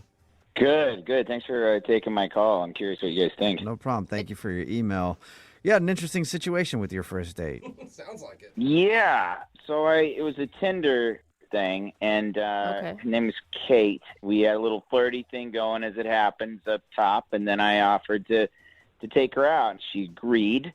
And I go to show up, and her roommate answers the door, and I'm like, is Kate here? I'm here to pick her up. And she kind of just freezes a little and is just like, sorry, I'll be right back. And so she just shuts the door and leaves me kind of hanging there, and then comes back, kind of takes a deep breath, and she's like, yeah, a bit of a mix-up here. Kate's actually out with another guy. Whoa, that's a lot of information. Why wouldn't you just, like, horrible roommate, why wouldn't you cover for her? Yeah. I don't know. I was just like, I was kind of mortified. And I was like, all right. Yeah, what did you say to that? Yeah, you don't really say much. I was kind of kicking my heels a little bit, just kind of like, Yeah, what do you do? And she goes, I'm not up to anything. Maybe we could just hit the bar down the block or something. Dude. What? And I'm like, no, I don't want this like a pity date or something. Like, she legitimately felt bad for me. Like, I was She's like, oh, you should be dating somebody. I'll go out with yeah. you. So I kind of reluctantly agreed. Okay, and, but, I mean, you were attracted to her, so you agreed, right? yeah, she was cute. It's like a blind date, kind of. Okay, well, what happened? Well, we went to the bar and we had a few drinks, but she couldn't get off this, like, I'm so sorry. Oh, God, that's so awful. Like, I kind of really wanted to forget about it. Yeah, that'd be annoying. Yeah, you're like, do you have to keep harping on it? Can we just hang out and you not remind me that I was just stood up? You're drinking like cheers to you being so poorly stood that up. is lonely. Yeah. So I was doing what I could to kind of change the subject, and she would just go right back and be like, again, I'm so sorry. And I'm like, yeah, okay, it's fine, And then she even said, I bet Kate's not having as much fun right now as she would be with you. Like, I'm sure the guy that she's out with is worse or something. It's worse. I mean, I was going to say that's a nice compliment to be like, she was complimenting you, like, you're fun to hang out with. But if she put it that way, like, maybe that guy's worse than you. It would be hard to be worse than you, but maybe. Like, you're pretty bad, but God, you should see what she drags home from Tinder. Yeah, I mean, Kate is terrible taste. Yeah, God, Kate. I mean, I thought that this woman was like, I don't know, maybe attracted to you, and that's why she offered. But it really, I mean, I think you're right. It really does sound like it was out of pure pity. Well, it did get better from there. In another attempt to change the subject, I asked her if she wanted to play a game. Oh. And she perked up and she was like, sure. And I was like, all right, it's called Put It in the Hole. Oh, yeah. That game? It's on a first date. Yeah. Too. And it's not a very complicated game. You just take whatever bar food is near you and you throw it in each other's mouths and you get a little further and further away. Oh. Okay. Okay. And the people sitting around you hate you because they keep getting hit by pretzels in the head, but that's cool. Hate is an understatement. We cleared the bar out. All right. So it's just you and her playing Put It in the Hole in the bar. Jesus, sounds so bad. And just like screaming if you get it in the hole, like, yeah! Like you won the Super Bowl. Right. It turned out to be like a totally like fun activity that we had because we were drinking and we were laughing and we were even like having a conversation about real things like while we were hurling food at each other. Dude, that's cool. And so, I mean, it turned into like we're having the time of our lives in this really weird way. So I got it in my head to make a move on her. Uh-oh. Okay. The way you worded that sounds like it didn't go over well. Well, I don't know. So she caught one, right? And I was like, I don't think that went in. Let me look. And so I approached her, and then when she let me look in, I kissed her. Oh. So you kissed her like gaping open mouth when she wasn't expecting it? Kissed her hole? Yeah. Yeah, her mouth hole. Yeah. All right. Did she like that? She did. Awesome. So the night goes on, it gets a little fuzzy, and she wants to go home, and I'm like, I gotta not try to like take her home at this point, even though it kind of goes against everything. Yeah. Right. And so I took her home. There wasn't a kiss at the door, but we were laughing, and I was like, I should go. And the next day, I texted her once, and I called her once, and I heard like absolutely nothing. And I thought after a date like that, I would totally hear something. Oh. And I don't know if she was like felt like she was stepping on Kate's feet or like I don't. It's just so weird that a night like that I'm just getting like ghost. Do you think maybe the roommate like got mad at her for going out with you? Well, that is the theory that I just said. So good job. Okay. Yeah, but I Note feel to like, self: pay attention more. I don't know. Kate didn't care enough to even be there when you guys were supposed to be on a date. I don't think that she'd be that territorial. Yeah, she sounded like it And has great chemistry. I don't know. I just see her, like, if the roommate came, saw you at the door, then said, hold on, I got to check, and then goes back. She obviously, I feel like, checked in with Kate somehow. Yeah, I think so, but I don't know for sure. All right. Well, I'll play a song and then come back and call her and get your second date update, okay? Awesome. All right, hang on. Moving 92.5. Brooke and Jubal in the mornings. Second date update. Right in the middle of a second date update, and if you're just joining us, Sean is on the phone, and he was supposed to go out with a girl named Kate, but that never happened. He showed up to Kate's apartment, and she was actually out on another date with a different dude. Yeah. So he ended up hanging out with her roommate. Sean, what's her name, by the way? We never got the roommate's name. Chelsea. Chelsea. Okay, so he ended up hanging out with Chelsea all night. He said that they had a really good date, but now she's not calling him back. Sean, have you thought about the possibility that maybe you got catfished? Oh, wow. I didn't even think of I that. have entertained that. It just doesn't add up to that, but I guess it's possible. Like fake pictures and everything else, and then you show up and she acts like she's the roommate. I don't know why. Right. But Really smart. But why would she catfish you and then not call you back? I don't know. Like, that's pretty rude. You get stood up. Yeah, she would have just not gone on the date if she wasn't interested, right? Right. I mean, I don't get why to set up that whole sting and then do it this way, you know. Well, it's shrouded in mystery. Hopefully we can figure it out for you. I'm about to call. Chelsea's the one we're calling, not Kate, right? Yeah, I did. I never went out with Kate. Yeah, I know. Yeah. I know. I'm just starting to get names confused now. That's more for me than for anybody else. All right, so I'm about to call Chelsea right now and find out why she's not calling you back. You ready? Yeah. Okay, here we go.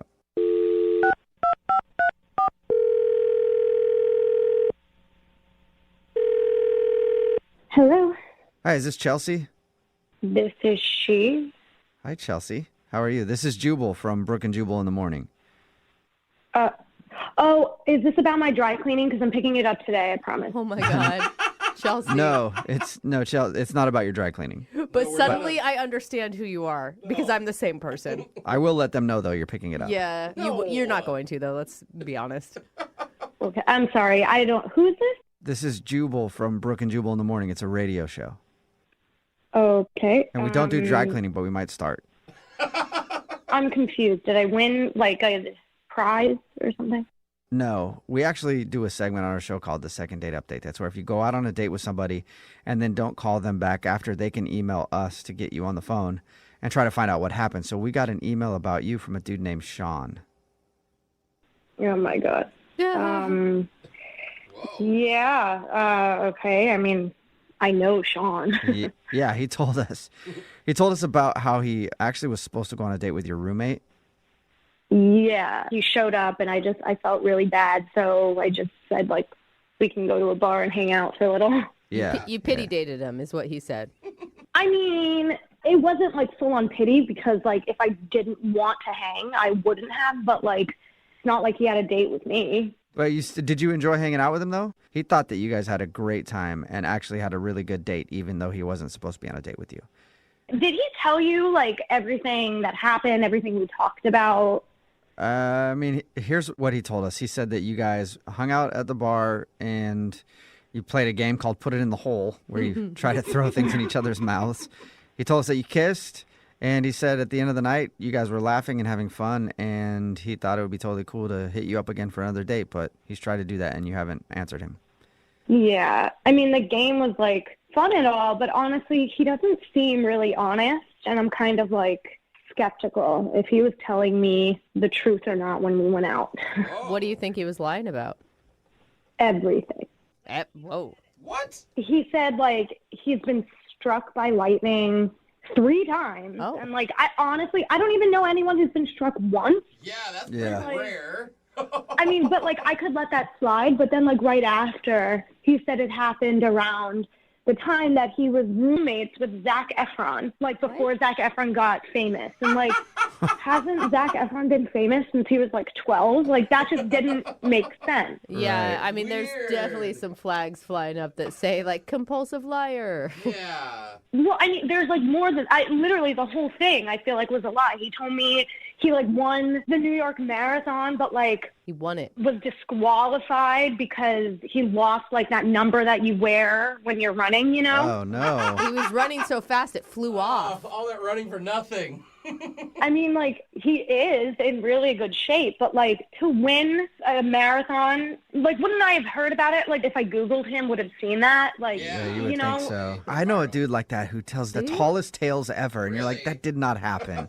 But, like, that's not even the worst of it. I think the worst one was he told me he hooked up with, like, 2 Victoria's Secret models on Kendrick Lamar's private jet. Oh, wow.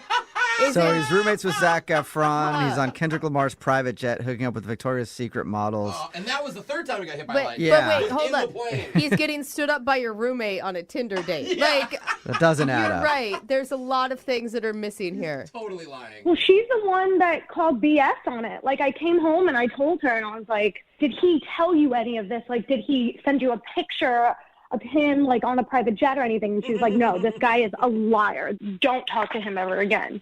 Huh. Did you say anything to him on the date? Like, I like who you are without all these big lies. Like, you don't have to tell me this.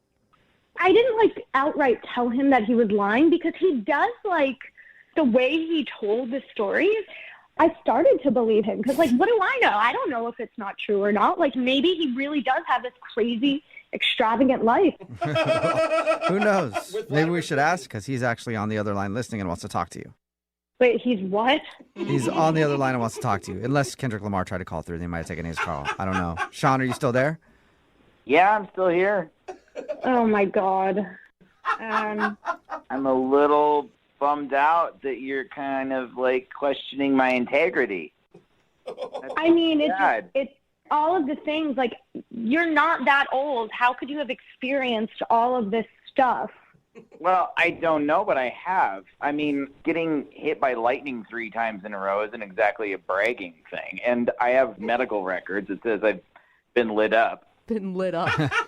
I mean, they do say, don't they say, like, once you get hit once, you have a greater chance of getting hit again? Isn't that what Well, the you step? don't have to convince me that's true. Aren't you, like, supposed to have marks on your body when you're hit by lightning? Like, I must have passed through me in a way that just jolted all my organs for a second. I'm having a hard time because you are believable and you did stay on the phone through all of this. Like, if you were a big fat liar, I would think you would have hung up on us by now. Like the Zac Efron thing, he was shooting in the area. I'm very good friends with his friend.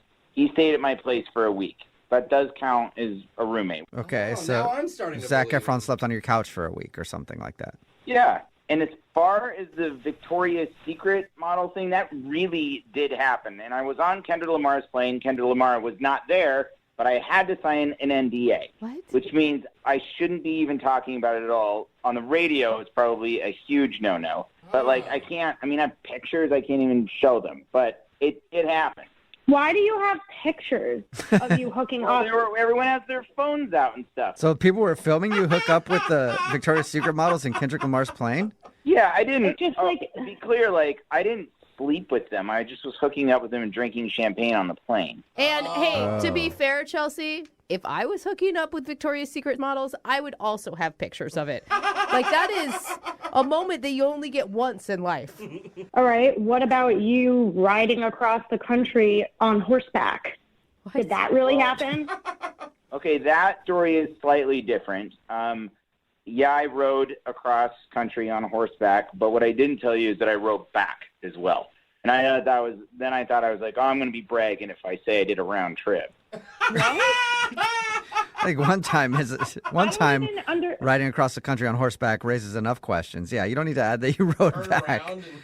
You can see how these stories sound pretty made up, though, right? Look, you don't have to believe me on this, but they happened. I was there. I lived it. You're pretty convincing. And I actually believe the horseback thing. The one I have a problem with, Sean, is the marathon. You won the New York City Marathon. I won in my division. How fast did you run it? Look, you don't have to grill me like I'm some sort of liar. I know the truth. I was there. You weren't there. So get off my job, okay? What about you escaping the Mexican cartel? Did that really happen? Wow. You escaped the Mexican cartel. Okay, El Chapo. Oh, my God. All right. So, first of all, what I was doing down there, and I was a dumb kid, and I was trying to buy weed, and I got in the wrong place at the wrong time, and they took me for ransom. They take people for ransom. They call their families, and they're like, give me money, and we'll let them go. Trying to buy weed, and then I round up like in the middle of a huge coke deal between the cartels. It happens. It's rampant down there. I have heard. And so I will tell you how I got out of there. It wasn't very fancy, but we basically became friends, all of us, and joked around and smoked and drank while they waited for their money. And they trusted me enough to go take a leak out on the back deck, and then I just hoofed it and ran. Wow. So you're either the most interesting man on the planet or you're the biggest liar we've ever met. I am known for being the unluckiest and luckiest guy on the planet at the same time. All right. Well, Who knows you like that, though? Chelsea, would you like to get to know Sean? All of my friends. Would you like for Sean to prove it to you? Would you go on a second date with Sean? We'll pay for it. Then you guys can sit down and he can bring the medical records of his lightning strike. I just don't know because, like, I don't know if he's telling the truth or not. Like, he's got answers to every question. Like, I have answers to every question because they happened. It's real easy for me. Think about this. I've been going around telling people that I went on a Tinder date and that the date wasn't even there, but I took out her roommate. Like, that's already, like... Yeah, weird stuff happens to you, man. You're an excellent liar, Sean. I commend you. Jubal's jealous. Yeah. Chelsea, what do you think? Do you want to give Sean one more shot? I do think I'm going to go on a date and see what happens. Oh, my gosh. All right. Sean, congratulations. You got a second date. Yay. Yeah, bring along your medical records and all that stuff. Well, I don't know if I can get my hands on them by then, but I'll see. Sure. Okay. Really? All right. Well, Convenient. hope your date goes well. And congratulations, Sean. Chelsea, thank you for your time, too. Thank you. Yeah. Yeah, she's like, I don't know. And Sean, the next time you go on Kendrick Lamar's private jet, invite, please. Yeah, dude. We don't actually talk anymore. It was his buddy's plane, so yeah. Okay, all right, sure. All right, sounds legit. We'll see you. Brooke and Jubal in the morning. Brooke and Jubal in the mornings. Second date update. You know, every once in a while we get a request in to do a second date update that really isn't so much about getting a second date, but they're just really angry and want to tell the person they're an a-hole. And I think that's what we've got today. It's from Samantha. She knows that she's not getting a call back, but now she's angry about it and wants to call the guy. So I don't know if she actually wants another date or just to call this guy out on the air, but we'll find out. What's up, Samantha? How are you? Hi. I am mad, but I still do like him. Okay. Yeah, you don't sound mad at all. Like, you sound like you can't stop laughing at the situation. No, I just think that's funny that people do that because they do. Oh, okay. Okay. Right. Okay. So you do want to call this guy to see if he'll go out with you again. Yeah, I want to give him another chance. Like if he has a good reason, like if something happened, but But when I read your email, it looked more like you just wanted to tell him he's a hole. yeah, I mean, like I am really mad at him, but I do want to go out with him again. Okay. All right. This is a weird one. Well, before we get into it, why don't you tell us a little bit about him? What's his name? His name is Nick. Nick. Okay. And where did you meet Nick? We met online on a dating app, and Okay. we talked for like a week or so, and decided to meet up. Okay. So we got drinks at a bar, and I don't know, we got along really well, and we were laughing and like chatting and having a good time. And he disappeared for a little bit. I mean, he said he had to go to the restroom, but it took a little while. And Wait, but how long was a little while? it was like maybe 15 minutes. Oh, that's a while. Yeah. Yeah. But he came back and he said he had a surprise for me. Huh. And so I Hopefully was they didn't like, bring you back a souvenir from the bathroom. Sounds like a long trip. Ooh, here, honey. Here's a urinal cake. yeah. No, I was definitely confused, but I was like, okay, all right, what is it? And he led me over to the bathroom, and he showed me where he put his initials, like in the wall, like with a pocket knife, and mine were under it. Oh, romantic. Carved your initials in the wall by the bathroom. That's Not sweet. a tree, but it's yeah. What did you think of that? Was that funny to you, or? I mean, it was silly, but I just thought it was really sweet, like, and romantic. I don't know. I'd never had anyone do something like that for me, so. Oh, it works. Yeah, it did. It did. Okay. So when did you get mad at him? Well, we continued to have fun. Like, I kissed him, and we kind of, like, started making out at the bar.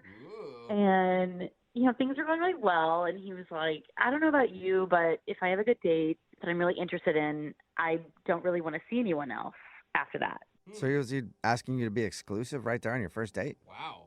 Yeah, and, I kind of felt the same way. I was like, yeah, I really like this guy. I might as well see where it goes. See, it's only weird if people aren't on the same page, but it sounds like you were into it, like the initials and exclusivity. Yeah, we had a really great time. And so he made a suggestion to take down our dating profiles. So I agreed to do it, and we did it like right then and there. Like we both pulled our phones out and deleted it. Goodbye, Tinder. Yeah, exactly. So, All right. we left in an Uber or whatever, and he took me home, and I didn't hear from him for like 2 days. So I texted him, was kind of like, hey, cutie, how are you? And then a week went by, and I still didn't hear from him. Whoa. Did he get? I mean, technically, he's your new boyfriend from the description of the date. Yeah, pretty much. I mean, basically, you guys are like, let's get off the dating world. Let's get out of the dating world and just date each other. Exactly. Do you think he was just freaking out? Like, oh my God, I was drunk. I shouldn't have done that. I went too fast. I don't think he was drunk. We only had like 2 drinks at that moment. So, yeah. So I don't know. I'm just like, it's making me mad because like he's ditching me, obviously. Mm-hmm. And I checked to see if his profile was there, and he put it back up. Oh, wow. Okay, so no discussion about it, but he did put his dating profile back online. Yeah. Whoa. So obviously that's why I'm mad, and I'm pissed he's a liar, and I want to know what his deal is. That's why you're mad. Was he trying to like sleep with you that night and you turned him down or something? I'm just No. I mean, he was like, I'll take you home, because we realized we were kind of along the same way, and I didn't want to sleep with him right off the bat like that. Yeah. And he respected it. He was like, no, I agree. Let's wait a little bit. And I was like, okay. I just don't understand all the talk on his part And he of brought it up, right? wanting to be exclusive and take down your profiles. What was his motive, do you think? I don't know. I need your help to figure that out, because at this point I feel like he's like a two-faced jerk. So I don't know what's going on. Okay, so you want to call him and tell him he's a two-faced jerk, and then you want to ask if he'll go out with you again. Yes, exactly. All right, perfect. Okay, we'll play a song and then come back, and you can call your boyfriend and ask him why he's on dating sites, and then maybe ask him for a second date, okay? Okay, cool. All right, we'll do it right after this. Hang on. Moving 92.5. Brooke and Jubal in the mornings. Second date update. This might be the first second date update we've ever done with a boyfriend and a girlfriend. This could either end up in a breakup or marriage. Who knows how it could go. Either way, I can't wait to hear. If you're just joining us, Samantha is on the phone, and she wants to call a dude named Nick. They did go out on a first date to a bar. They met online. They had a great time, and even on that date decided to take down their dating profile so they could not have to date anybody else and just date each other. To me, that sounds like they decided to be boyfriend and girlfriend. She says it wasn't that serious yet, Not but official. they did take down their dating profile. Fast forward to a few days later after the date, and she noticed his profile was back online and he's not responding to her. So now she's very angry at her boyfriend and wants to find out why. So we're about to call him. All right, Samantha, are you ready? Yes, I am ready. I didn't ask, is your dating profile back up? Yeah, I put mine back up after I saw his was up. Okay, yeah, take that. Yep. Match with me again, okay? So are you wanting to first yell at him and then ask him out? Like, I mean, I just want to know why somebody would literally pretend like they wanted to be exclusive and then ignore somebody. It's just rude. Right. Hopefully, there's something that happened. I don't have to tell him how rude he is, but. Okay. Okay. Okay, Well, let's hope. I'll dial this phone number right now and see if we can figure it out, okay? Yep. All right, here we go.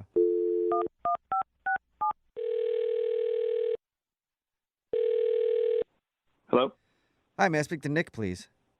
Yeah, this is Nick. Hey, what's up, man? How are you? This is Jubal from Brooke and Jubal in the morning. Hi. Hi. Good, Nick. Thank you. I appreciate it. You're from where? Brooke and Jubal in the morning. It's a radio show. Okay. Cool. Yeah. So now that we got that out of the way, do you want to know why I'm calling? Yeah. Perfect. Because I'd like to tell you. it's good conversation, guys. Calling you today because we do a segment on our show called the Second Date Update. That's where if you go out on a date with somebody and then end up not calling them back after, they can email us to get you on the phone and figure out what happened. And we recently got an email about you from your girlfriend. I don't have a girlfriend. That's what I said. Yeah, I don't think so. I think you might have a girlfriend and might not know it. Kind of. Who is this regarding? Her name is Samantha. Oh, okay. Yeah, I think I understand who you're talking about. Okay, yeah. So Samantha told us about how you guys went on a date and had a good time at the bar, even took down your dating profiles, and then she tried to get a hold of you after, and nothing. Yeah, well, that's because she's a liar. So. She's a liar? Yeah, she's a liar that can't be trusted. Wow. What? Why? That feels like you came a long ways from, I mean, what she described on your date to be awesome. Well, I don't know how much you know about our date, but I'll tell you what I know. She said that you guys went to the bar, you had a good time, you even carved your initials near the bathroom. Very sweet of you. Also, that's property damage. You could be in trouble. And then she said that you guys decided to take down your profile so you weren't dating anybody else. And you made out a little bit, and that's kind of the last she heard from you. Which was your idea. Like, you asked her not to date anyone else. That you guys should just date each other. Yeah, things went so well. I really thought that we should focus on each other and not really spend all our energy trying to make this thing work as opposed to trying to seek out other people. Okay, so why is she a liar now? Well, after our date, my roommate matched with her on another dating site. Oh, so really? Yep. So she's just on multiple dating sites, and that's why she's a liar? Well, yeah. My roommate matched with her, and then she messaged my roommate. Oh, so they actually started talking. Wow. Yeah, she messaged him first. What did she say, though? I don't want to get into it, but she's clearly trying to meet other guys online. So. Wow. And you're one of those weird guys that doesn't want your girlfriend dating other people. Oh, my God. I take it. Yeah, if that makes me weird, then yeah.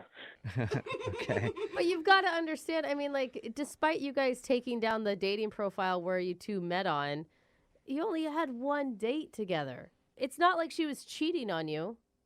Right, but I thought we were on the same page. We made a commitment to each other, and that included taking down our profiles, which she didn't do, and so she's a liar. Wow. Okay. Well, she didn't lie. She took away the one you asked. Why not ask her about it? I didn't need to. She messaged my roommate. She's trying to meet other dudes, and I don't have time for someone like that. I'd like to ask her about it, and it's really convenient because she's actually on the other line listening and wants to talk to you. What? So yeah, can we ask her about it? Wait, what? She's here? Yes. Yes, I think so. Samantha, are you still there? Yeah. Hi, Nick. Hi. Hi. He does say it like that every time. Are you serious? Like, that's what this is all about? Like, why are you ignoring me? Am I serious? Are you serious? Well, you messaged my freaking roommate. Like, what? What do you want me to do? I'm not a liar. First off, I'm on multiple sites, and I deleted the one we were on, and I didn't even use those sites for dating. I use them for networking and meeting friends. Okay, now it feels Okay, like that you're sounds a a liar. little fishy. Like, The message you sent to my roommate was not network. You were trying to meet up with him. You sent him, hey, smiley face. Like, what business are you trying to discuss with my roommate? Okay, fine. Listen, you only told me to take down the one profile that we met on, so I didn't take down the other one. I didn't know you were on so many. Congrats. But if you were committed to me, you would take all of them down if you really felt strongly about what was going on between us. We went on one date. You need to get over that. Well, it went really well, and I was excited about it. Clearly, you were still window shopping for other dudes. So. Okay, well, that just makes you sound really insecure. Go on one date with a girl, and then you make her take down all of her profiles. You sound like a guy that would cry and slash tires if you see a girl talking to another guy. I didn't make you take down all your profiles, obviously, because you clearly used the ones you still had to network your way into my roommate's messages. So. oh my God.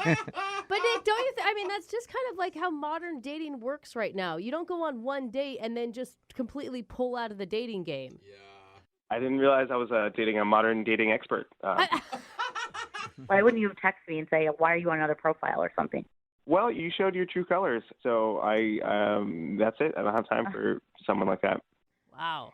It just sounds really weird that we went on one really great date and then talking to one other person, on another profile for, networking and stuff. You're going to get mad about that? You're not being honest, Samantha. All right, you need to be straightforward and honest right now. You're trying to network into my roommate's pants, okay? Okay, first of all, I told you I wanted to take things slow. I don't immediately do that. I want to meet somebody first and get to know them. Yeah, I understand. You want to meet a lot of people. I got it, all right? I'm not interested in that. I just wanted to hang out with you, okay? I liked you. Okay, well, what if I took down all the other stuff? I have two other ones. Oh. The damage is done, okay? You can take down whatever you want, but that's your life. I'm not a part of that anymore. Come on, Nick. Even if she takes about Nick, would you go out on a second date with Samantha? We'll pay for it. If she takes down her other dating sites. No. Samantha, you're dumped, okay? You're dumped? You're dumped? You're dumped. Like what? Oh my God, you're so extreme, Nick. You can't dump me. You're not my boyfriend. I think that you dodged a bullet, Samantha. He does not sound like he's very good at compromising or forgiveness. Or communication. Yeah. Look, y'all can say whatever you want, but I was honest, okay? I took down my one profile. I did what I said I would do, and Samantha was still slinking around, sliding in my roommate's DMs, trying to meet other people. So Great. Well, I don't want to date someone who shames people. All of a sudden it's shaming? Yeah, he's mad that a girl is trying to date other people. That's controlling. we made a commitment to each other, and you betrayed that. So, like I said before, you're officially dumped. We are not together anymore. Oh, man. That is so crazy. I'm sorry, Samantha. You just got dumped. I know. I lost another boyfriend. Another one? Nick, you carved your initials at the bathroom at that bar. Are you going to go back and take those down, or? I already did, actually. What? Yeah. I went back the night I found out. You went back to the bar the night night you found out? I just replaced my initials with my roommate's because I figured, he'll be with her next. So. Oh my gosh. Case closed. Case closed. Samantha's dumped. Nick, thank you for your time, and I'm sorry, no second date, Samantha. That's perfectly fine. Yeah, You'll get through this, I think. Congratulations. For your information, Nick, all of my profiles are active, and for anyone who's hearing this, you can come find me because I'm actively looking. Oh, there you go. Not surprising. Brooke and Jubal in the morning. Got a text in at 78592 that says, I'm so sad I had to hear that breakup on the air. Oh, Brooke it and was Jubal in the hard. morning. Talking about today's second date update. If you missed it, Samantha wanted to call this dude named Nick. They went out and had such a good date that they actually agreed to remove their dating profiles. Yeah. And we got Nick on the phone and found out the reason that he wasn't calling her back was because Samantha only took down one of her dating profiles and actually started chatting with his roommate on another app. Wow. So she didn't take all of her stuff down, and he thought she was a liar. But she disagreed because he only specifically told her to take down one profile. So she was like, you didn't say take down all the dating profiles. Anyway, no second date for them. They don't want to go out again. Remember, Oh my God. But maybe it'll work out with a roommate. yeah, who knows? Yeah. If you want to do a second date update, all you have to do is email the show, and we will call the person who didn't call you back. Young Jeffrey's Song of the Week is coming up in just a few minutes at 8:10. It's Brooke and Jubal in the morning. Brooke and Jubal's second date update. Today's second dater met the girl he went out with, where I've met almost every single girl I've ever dated. ChristianMingle.com. You know, member of that site since it started. You know, I just love it so much. Now, that's where Nathan apparently met the girl he wants us to call today. Nathan, what's up? How are you, man? Good. I love your show, guys. Thank you. Appreciate it. So tell us a little bit about meeting the girl you want us to call today. What's her name? Mia. Mia. Okay, so you met her on this website? Yeah, I did the normal thing where both expressed interest. I messaged her through the website, and from there it was off and on for a little bit, and then for about a month straight we were chatting probably almost every other night. Sometimes there'd be 3-4 days to go by, but it started progressing from there. So you guys talked a lot before you actually met in person? That's the thing. We actually haven't met in person yet. What? Yeah. I thought this was a second date update. Kind of. Nathan's one of those guys that's date never actually happened. Yeah. I'm walking to the date, and I get a phone call from her, and she tells me that she's got an emergency and that she's going to have to cancel. She's flying to California. You were actually at the place that you're going to meet her, and she called you and said that she was flying to California? I mean, I was literally pulling into the restaurant practically. Oh, man. You didn't happen to notice if she was, like, in the restaurant or, like, in the vicinity of you when she called you, right? Like, maybe she was waiting for you and then saw you and didn't like your outfit and was like, oh, no, thank you. You didn't see her anywhere. Well, look, I've been to meet someone before that I didn't like, and then I just took off when I saw him. But you're like the ultimate jerk. You wouldn't spend months talking to him. So you didn't see her around, did you? No, and that's part of the other thing about this that's crazy enough. She doesn't even have a profile pic, so I've never seen a picture of her. Wait, you've never seen a picture of this girl? No, I couldn't tell you what she looks like, and I had asked, and she said I'd rather develop a relationship. Yeah. How do you start talking to someone on a dating website that doesn't have a profile picture? I know that they're out there. They usually have like a silhouette of somebody that hasn't uploaded it or whatever. But why would you? I don't know. I would not talk to somebody on a dating website that didn't have a profile picture. I'd want to see them first. Having online dated, even somebody that only has one is kind of sketchy. Oh, gosh. Yeah, right? Yeah. You want some of them doing activities and other things. Angles. So what made you want to talk to her if she doesn't have a profile picture? In all honesty, at that point, that day I just was going around and looking for people online, and it's somewhat near the area, and I just sent a message saying, hey, how's it going? Just casting a wide net. Yeah, I'll be honest with you. That day, I didn't have anything to do. I was on the site, figured I'd strike up a conversation. Okay. So you went to go meet her, and she called you right before and said that something came up and she had an emergency. Do you believe her, or do you think she was lying to you? Well, I was livid at first and pissed, but the conversation actually went on. She wanted to talk to me while she was waiting for her flight. Okay. So it made me believe her. And I sort of tried to ask her what was going on. Is there anything I could do? Does she need any help? Nathan, let's face it. There's no way she's lying to you because you met her on a Christian website, and Christians don't lie. Good so Christian woman. you know that she's telling the truth. But you actually stayed on the phone and chatted with her while she was waiting for her plane to leave. Yeah. Okay. And do you think that maybe you're getting catfished? Like she's just not who she says she is? I mean, I want to believe in the best, but I've texted her a few times since, and I haven't gotten messages back. So Nothing at this back. point, there's a large portion of me that's thinking, what in God's name is going on? I don't know if it's a kid, a boyfriend there, ex-husband. I don't know how long she's in California for. I just don't know what's going on at all. And how long ago has it been since you talked? About 5 days. It's been about 5 days since you actually spoke with her. Yep. Still, an emergency. You don't think she might need a little more time with whatever it is? I mean, in hindsight, probably. I might have jumped the gun a little bit, but at this point, I don't understand the missed text messages. Well, and you've got to be emotionally invested. I mean, a lot of people would consider this a relationship, even though you haven't even met yet. God would. God definitely would. God would put their Facebook status to dating. For sure. All right, man. Well, we'll play a song, come back, call her, see if we can get her on the phone and get your second date update, okay? Sounds good. All right. Moving 92.5. Brooke and Jubal in the mornings. Second date update. I'm going to be honest. I really don't care if Nathan, who's on the phone for a second date update, gets a second date out of this. What? I just want to know two things about the girl that he was supposed to meet up with on his date. One, what does she look like? And two, why did she have to go to California on an emergency? Yeah, that's all I really that's want to know. killing me. Yeah, I want to know why she had to bail on him before their date even started. If you're just tuning into the second date update, Nathan is on the phone. He wants to call Mia.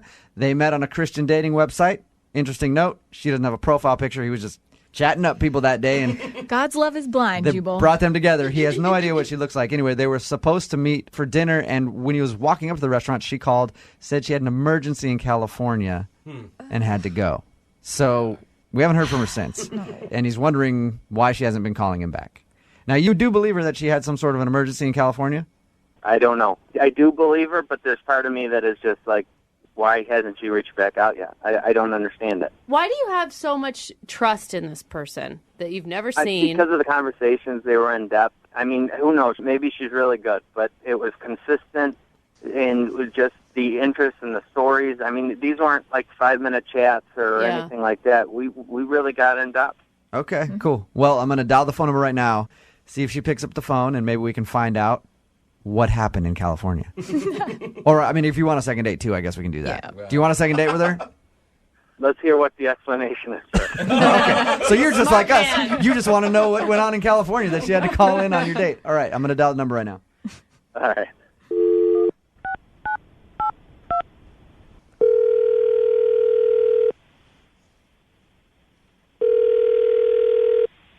Hello? Hi, can I speak to Mia, please? This is she.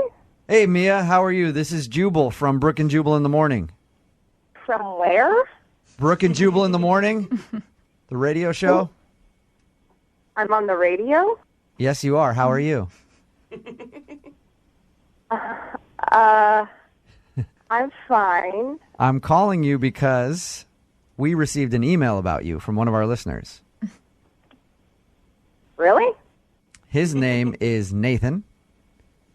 Okay. And Nathan emailed us because he was supposed to go out on a date with you, and then you ended up having an emergency that you had to go to in California. Since that day, Nathan has been wondering why you're not answering his text messages, so he emailed us to call you and ask why. Okay, this is weird. I know it is. But Nathan wants to know if you don't like him, if you don't want to see him, something like that. If you don't want to see him, just tell us. We'll tell Nathan, and he won't bug you anymore. But other than that, he's wondering if you still want to go out with him. So is there anything that we can tell Nathan from you? Just tell him I'll call him. And sorry, I've been busy. So you do want to see Nathan again?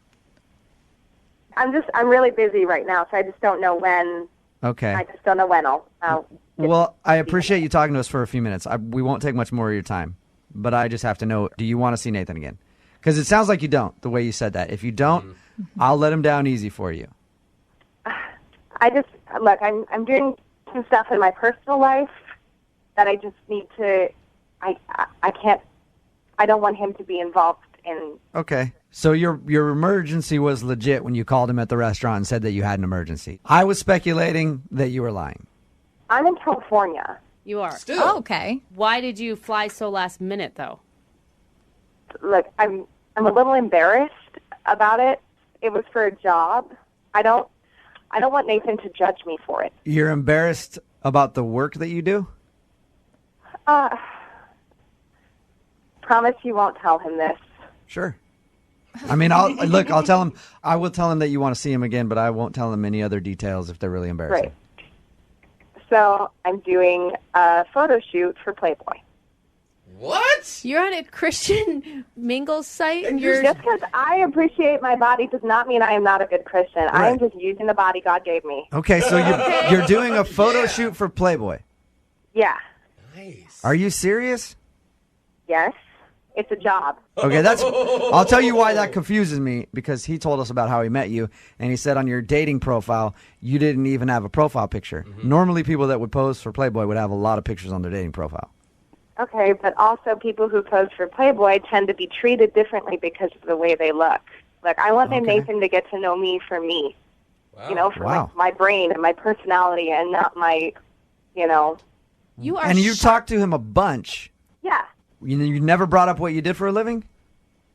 I didn't want him to think I was some hussy or not a good Christian or whatever, because I am. I have a really good relationship with God, and I just happen to do this for a living. When were you going to drop this news on him? Well, I wanted to get to know him, and I wanted him to get to know me, and I wanted to build a solid foundation so that he knows where I'm coming from. You know what I mean? So it's not like, because there's so many stereotypes, and I hate that. There's so many stereotypes of women that pose nude and models, and just, there's so much wrapped up in it, and not everybody is the attention-seeking hussy that they're, Right. So that's a stereotype. I don't like that. You got a great body. God has gifted you with wonderful looks. Might as well use them to your advantage and make a little dough. I don't. Right? That's exactly right. And you said that you want to get to know him on another level before you go into all that. Right. Right. That's perfect because you sort of just did that. What do you mean? Nathan is actually on the other line and heard exactly what you just said. Are you serious? Yeah. You promised. You've already been this far. You might as well say hi to Nathan. Hey, Mia. Someone sounds excited. Yeah. That's the best news I've ever gotten in a second date update. How's it going? Oh, God. I'm sorry. I didn't want you to find out this way. But, I don't even know what to think anymore. I mean, of all the reasons you went to California, this wasn't even anywhere near the list. Yeah, I'm sure. I don't know that I hate it. I don't know that I know I don't like it, but the people in my life, I don't know how they would react if we went down this road and you weren't Playboy. Yeah. I don't want to be that person who judges you. I sort of understand where you're coming from. I mean, believe me, it's not like I haven't seen a Playboy before, but I don't know what to think. You bad boy, Nathan. It doesn't make me a bad person. It doesn't make me a bad Christian. I really, I actually love what I do, and I think God made me for this. Nathan, are you saying that you don't want to see Mia because she poses for these type of magazines? I mean, I'd definitely like to see her. See, and this is why I was worried, because guys treat me differently when they see me in person, And, I don't want to be treated Yeah, you want to be treated like every other uggo out there. I understand, but unfortunately for you, you're not, Mia. God gave you those looks. Be proud of them. Nathan, so are you worried that it's the people in your life that are going to judge you if you were to go out with Mia now? I guess I am. Now that I'm thinking about it, if we do end up going out, I guess I'm worried about what other people would think. On the other hand, we had an amazing connection, and I am a guy. I'm a man, so I definitely would like to see her and meet her. Okay. I will say, I know that my husband would have a problem if I was taking pictures naked for other men to look at. Mm-hmm. I mean, he would, period. But it's a job, It's like being an actor and having to kiss somebody else. It's not like that's my personal soul. I mean, yes, it's my body, but my body in this case is just, it's like an accessory. And Nathan, if you like Mia, who cares what anybody else thinks, really? Yeah. You guys had a lot of good conversations and stuff like that. Like, if she was a porn star and you really loved her, then who cares what your parents think or your friends? Yeah. That one might be a bit different, but I'm just saying. Yeah. Love conquers all, right? Yeah, so would you go out? Okay, Mia, would you go out with Nathan again? We'll pay for a second date. Please. You guys didn't even really go out in the first time, so would you go out with Nathan officially? I mean, if he doesn't think I'm a bad Christian. Okay. Nathan, are you going to be an idiot and pass up a date with a Playboy model? I will pay for it. Mia, how long are you even going to be in California for? Honestly, I don't know. This is kind of a big job opportunity for me, and I really want to not blow it, so... However long Hef wants you there. At the end of the day, we had an unbelievable connection, and I did, at the very least, like to meet her in person and see if the chemistry is there in person as well. Sweet. Yes! Awesome. And you guys can talk about it more in depth in person. Mm-hmm. That sounds good. And Mia, just another question. What issues are you in? Oh, come on. It's October? I want to know. It's show research. Yeah, no. Brooke and Jubal in the morning. Brooke Brooke and Jubal's second date update. I'm going to go out on a limb here and say that today's second date update involves probably the worst first date story we've ever had. No. We had a girl poop herself in the back of a car. Yeah, but I think this might be worse. We've had people get blown off and ditched on a first date. That happens quite a bit, more than you think, but we've never had anybody call in who got ditched 2 times on a first date by 2 different people. Oh. But I guess kudos to you to having 2 different people set up for a first date in one night. I'm trying to find a silver lining already. That's what her email said. I don't really know how it worked, but she got ditched by 2 different guys on a first date in the same night. Huh. Her name's Patricia. Patricia, what's up? Hi. Hey. You know what? We were going to do your second date update, but I got to run real quick. I'm sorry. No. That's cold. How did you get ditched by 2 people on the same night? So I matched with this guy from Tinder. So we decided to meet up and get drinks. And, I thought everything was going good. And he decides to go to the restroom. And like 10 minutes goes by, 20 minutes, 30 minutes. And I was like, well, at first I thought, well, is he okay? Like, 'cause sometimes, if you feel sick from something, it's really embarrassing to talk about that. So I texted just to say, hey, are you okay? Yeah.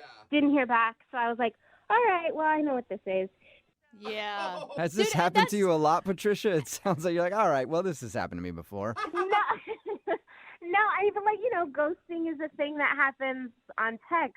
So I was like, oh, real ghosting. Cool. Yeah, and that's like way worse than someone just not showing up for a date. Like that means they met you, they got the first impression, and they decided they didn't like it. Yeah, salt in the wound. Well, I will say it is brave for you to call and make this all public after it happened. So continue. So then I was going to stay positive, so I decided to hang out and, have a few more drinks and, enjoy myself. And I ended up meeting this other guy, but I had already had plenty to drink, and the conversation is great from what I can vaguely remember, and I know we made out and exchanged numbers because I had this number in my phone. And did you? So were you just sitting there after your date ditched you, just kind of drowning your sorrows? Like, does anybody want to talk to me? Because my date just left. I hadn't quite reached that point yet, but I was with the mindset like, I'm going to make the best of this. I'm not going to let him ruin my night, even though he's a jerk. Yeah. I'm going to make this great. That's awesome. So did you approach this second guy? Well, he approached me, which kind of helped my ego a little bit after that first burn. You needed that. That could help. Yeah. Yeah. So the conversation was great. We exchanged numbers, but I don't remember a whole lot. I know he put me in an Uber, and I think his name was Pete. Oh, my God. Okay, so you don't even know his name. I'm 60% sure that his name is Pete, but then 30% says Mark, and I don't know about the other 10%. So what? Well, the other 10% is just a wild card. Yes.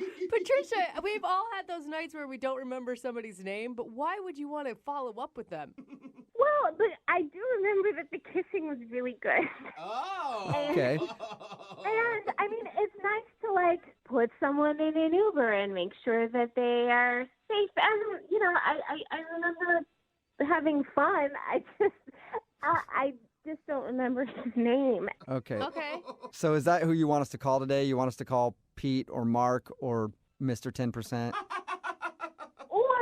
So I got 2 numbers. I have the number of the original guy, and his name's Oscar. No, screw Oscar. Okay. Screw So Ditch do you want Boy. us to- You're not wasting our energy on him. I have the number for Oscar, who is cute and funny, and I enjoyed spending time with, even though he ditched me. But then I also have the number for Pete. And, I liked both of them, and I would go out with either of them again. So we've got 2 phone numbers for Oscar and another guy whose name might be Pete. So which one do you want us to call? Maybe both. What? Hey, Wait a minute. Yeah. You want us to call one and ask him for a date and then call the other and ask him for a date? Yeah, I mean, let's up these odds. It's a numbers game, right? Okay, but wait, let's... So if the first one says yes, you still want us to call the second one? Maybe. I don't know. And let's just see what happens. All right, screw it. We'll see what happens then. We'll play a song, come back, All right. and then call a bunch of people and try to get you a second date in your second date update, okay? Awesome. Thanks. Yeah. Moving 92.5. Brooke and Jubal in the mornings. Second date update. If you're just joining us for today's second date update, we're going to attempt to solve a mystery. Patricia's on the phone, and Patricia just wants a date with anybody. I wish that wasn't true. Actually met a dude on Tinder and hung out with him for a little while, but he ditched her in the middle of the date. He went to the bathroom and never returned. So she thought she'd make the best of it and hung out at the bar and continued to drink and just have a good time. And then she met another dude, and we think his name is Pete, but she was so drunk she can't really remember. They hung out for a little while, made out, and then she got in an Uber, and she hasn't heard from either of these guys since. So we have both of their phone numbers, and Patricia said, I really don't care who you call. Just call somebody and get me a date. So I guess, Patricia, we're going to start with Oscar, the guy that you originally went on a date with. Is that okay? Yes, that sounds great. God, I do not want you to call this guy and ask for another date. He ditched you in the middle of a date. You deserve more respect than that. You realize that, right, Patricia?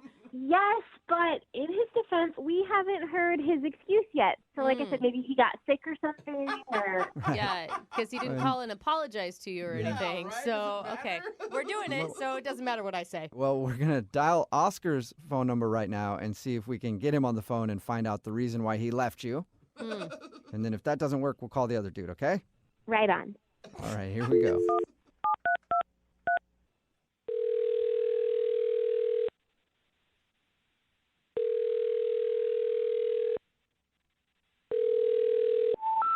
We're sorry. You have reached a number that has been disconnected or is no longer in... Did you guys dial the right number? I dialed the number that you gave me. What? He gave you a Wow. number? Wait, he went so far that he disconnected his number? What the heck? What did you do in that first half of your date to scare this guy so bad? I have no idea. I've never had someone change their number because of me. This is new. Congratulations, Patricia. Well, I guess we can try dude number 2, The mystery backup. man. Maybe his name is Pete. Do you want to try him? Yep, let's do it. Okay, All wait, right. you If his realize- number's disconnected, then you need to give up on dating forever. I might take a break, yeah. Okay. Are we just going to call him Pete? We're just going to gamble with that? At this point, who cares? As long as somebody answers the phone, we'll just call him whatever. All right, here we go, Patricia. I'm going to dial his number now, okay? Oh my God, I hope he answers. I kind of hope he doesn't, making this the shortest second date ever. No. All right, here we go.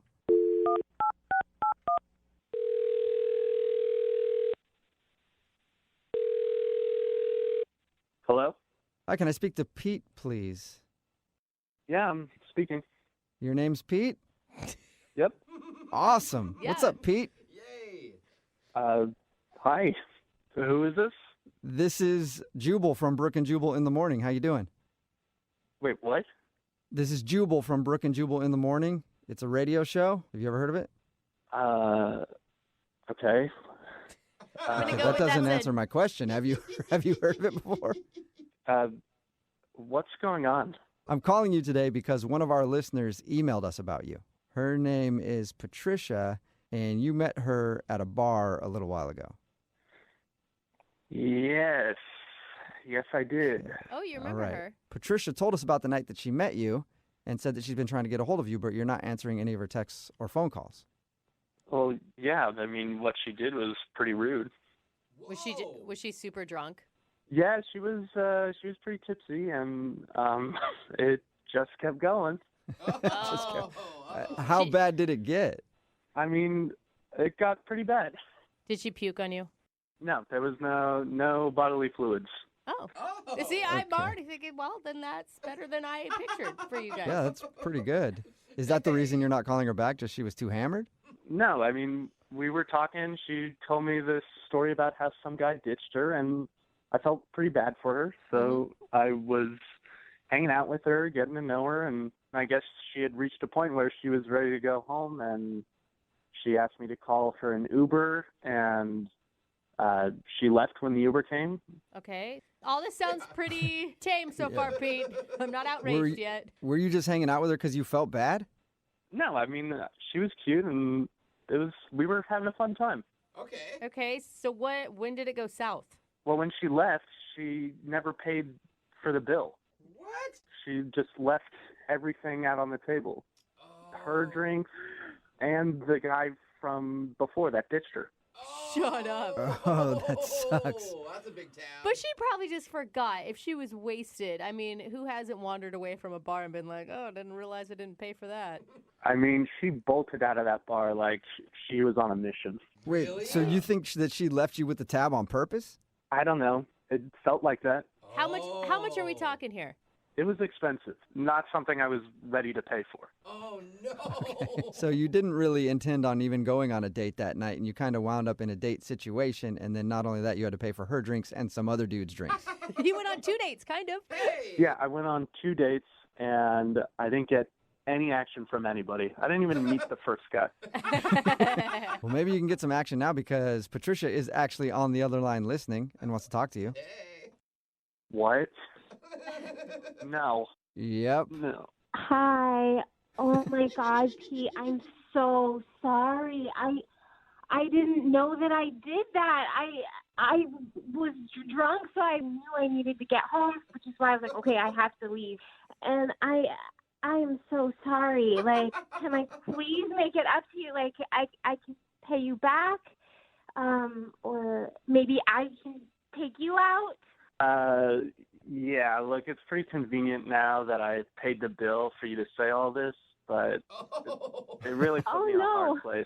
No, I really liked you, and I would never, ever, if I was sober, do something like that. I am so sorry. I'm so embarrassed, you guys. I'm so sorry. So this wasn't part of some master plan? No, absolutely not. I legitimately had someone walk out on me on a tab, and I would never. I mean, I just have, but I would never in my life. I'm so sorry. I would never, but I did it. But I would never do it again. I don't know. I've heard of kind of cons like this happening before, and I'm easily scammed, so... Oh, no. Oh, my God. No, I want to make it up to you. Like, please let me make it up to you. Like, that's really awful. And I had that done to me, so I definitely wouldn't want to pass that bad stuff on to anyone else. How do I know the first guy was even real? Wait, so are you saying that you think she set the whole thing up, like being at the bar and there was no first date just to get you to pay for her tab? Yes, it really felt like that. There was so much on that bill. I would never, I'm not that crafty. I got less about a date. Also, why would I go on the radio? She's bringing up some pretty good points, Pete. I believe her. And Pete, I can vouch for her that she did go out with another dude and he ditched her in the bathroom. How do you know? Well, because we called that guy. Well... And does he want to pay for the bill? Well, I don't know because the number that we have for him, it was disconnected, so we didn't really talk to him. So we actually don't know. What are you talking about? It was disconnected. I mean, this guy might not exist. You never talked to him. Well, but I had a phone number. None of this makes sense. She gave you guys a disconnected number and scammed me. I mean, it seems like this is all part of some plot of hers. I'm starting to feel like I got worked over, too. Wait. Yeah, maybe you guys are getting scammed. He does Maybe. have a point. Patricia, are you scamming everybody? Okay, guys, well, I gotta go. I have a meeting. What? You can't go now. Patricia. What? Oh, my God, she was totally taking us. She did scam us. Look, I knew it was a scam. Oh, my God, she was trying to get a free dinner out of us. Oh, my God. All right, so you were right then. She must have set it up to meet you at the bar and have you buy all her drinks. And you just figured that out right now. I've been telling you, what is going on with this girl? I don't know. Oh, my God. All right, well, Whoa. sounds like Stop her. seems like you dodged a bullet then, Pete. Thanks for your time. Yeah, that girl was nuts. Nuts, or she knew exactly what she was doing. Mastermind. The Pay for My Drink Bandit. It's a bad name, but we might be able to come up with a better one. Well, Yeah, we'll work on it. Brooke and Jubal in the morning. text in at 78592 that says, you guys should have given Pete a free meal. It's Brooke and Jubal in the morning. Okay, I got to explain. If people didn't hear today's second date update, listen, we've been scammed on this show a few times for second date updates. Sometimes people will make up a story just so they can yell at somebody. One time, a guy made up a story about somebody who wasn't calling him back just so he could yell at somebody who didn't hire him for a job. Yeah, I forgot about that. Remember that? That's Well, a creative way to do it. it seems like we got scammed today because the woman that emailed us for a second date update, her name is Patricia. Everybody hates her on the text message board at 78592, by the way. Her name is Patricia, and she told us a story about how she went out to a bar with a guy, and then he ended up ditching her at the bar. So she tried to make the best of it and stayed at the bar and then met another dude and hung out with him all night. And then he wasn't calling her back. So she said, I don't really care. You can call both phone numbers. We called one phone number and it was disconnected. Yeah. And then we called the other phone number of the guy that she hung out with after the dude who ditched her. His name is Pete. And we got him on the phone and he said, I don't think she was actually there with anybody at all. She was just there to meet somebody to pay for all of her drinks because when she left that night, she didn't pay her tab and he had to pay for everything. For even the first guy. He didn't see her with anybody else at all. Or she just drinks like a fish and eats a ton. And then he confronted her and said, I think that you were scamming me to pay for your drinks. And she got very defensive and then hung up the phone on us. So I think that she was just trying to do a second date update because, you know, at the end of every single second date update, we always offer to send them out on a second date. And we usually do that with gift cards from the radio station for restaurants, not to pull back the curtain too much. But we're not really giving them cash to go out on dates. You know, we throw them a couple gift cards and go, have fun, you two. Here you go. So I think that she was actually just doing it so she could get some free gift cards Which for is dinner. crazy. I mean, at first I was like, no way, she's this poor girl. Why would you accuse her of that? But then you think, we didn't ever talk to the first dude, and then she all of a sudden had to hang up, and it was like, wait. Well, maybe Wait she a was minute. just kind of weird and like kind of stalkerish, and maybe he did change his number to get away Well, from it was her. disconnected, though. Well, and somebody pointed out on our disconnected. text message board at 78592 that nobody has a landline really anymore. And it was like a disconnected landline or something. So Yeah, I guess she that's must have true. thought it through and found a number that was disconnected and said, okay, I'll tell them about this crazy date that I went on. They'll call that. That'll be disconnected. Then they'll get Pete on the phone, and I'll convince him to go out with me again so I can get a free dinner. Wow, smart, rude, but smart. Yeah, I was just yeah. really trying to give her the benefit of the doubt, like thinking, oh, maybe he just wasn't into her, or like he gave her a fake number because he didn't want to really, like he wasn't into her and then left. I don't even No, know. I think she tried to scam us. It does seem like it. Yeah, I think on this one you're probably right. Remember, if you want to do a second date update, all you have to do is email the show, and we will call the person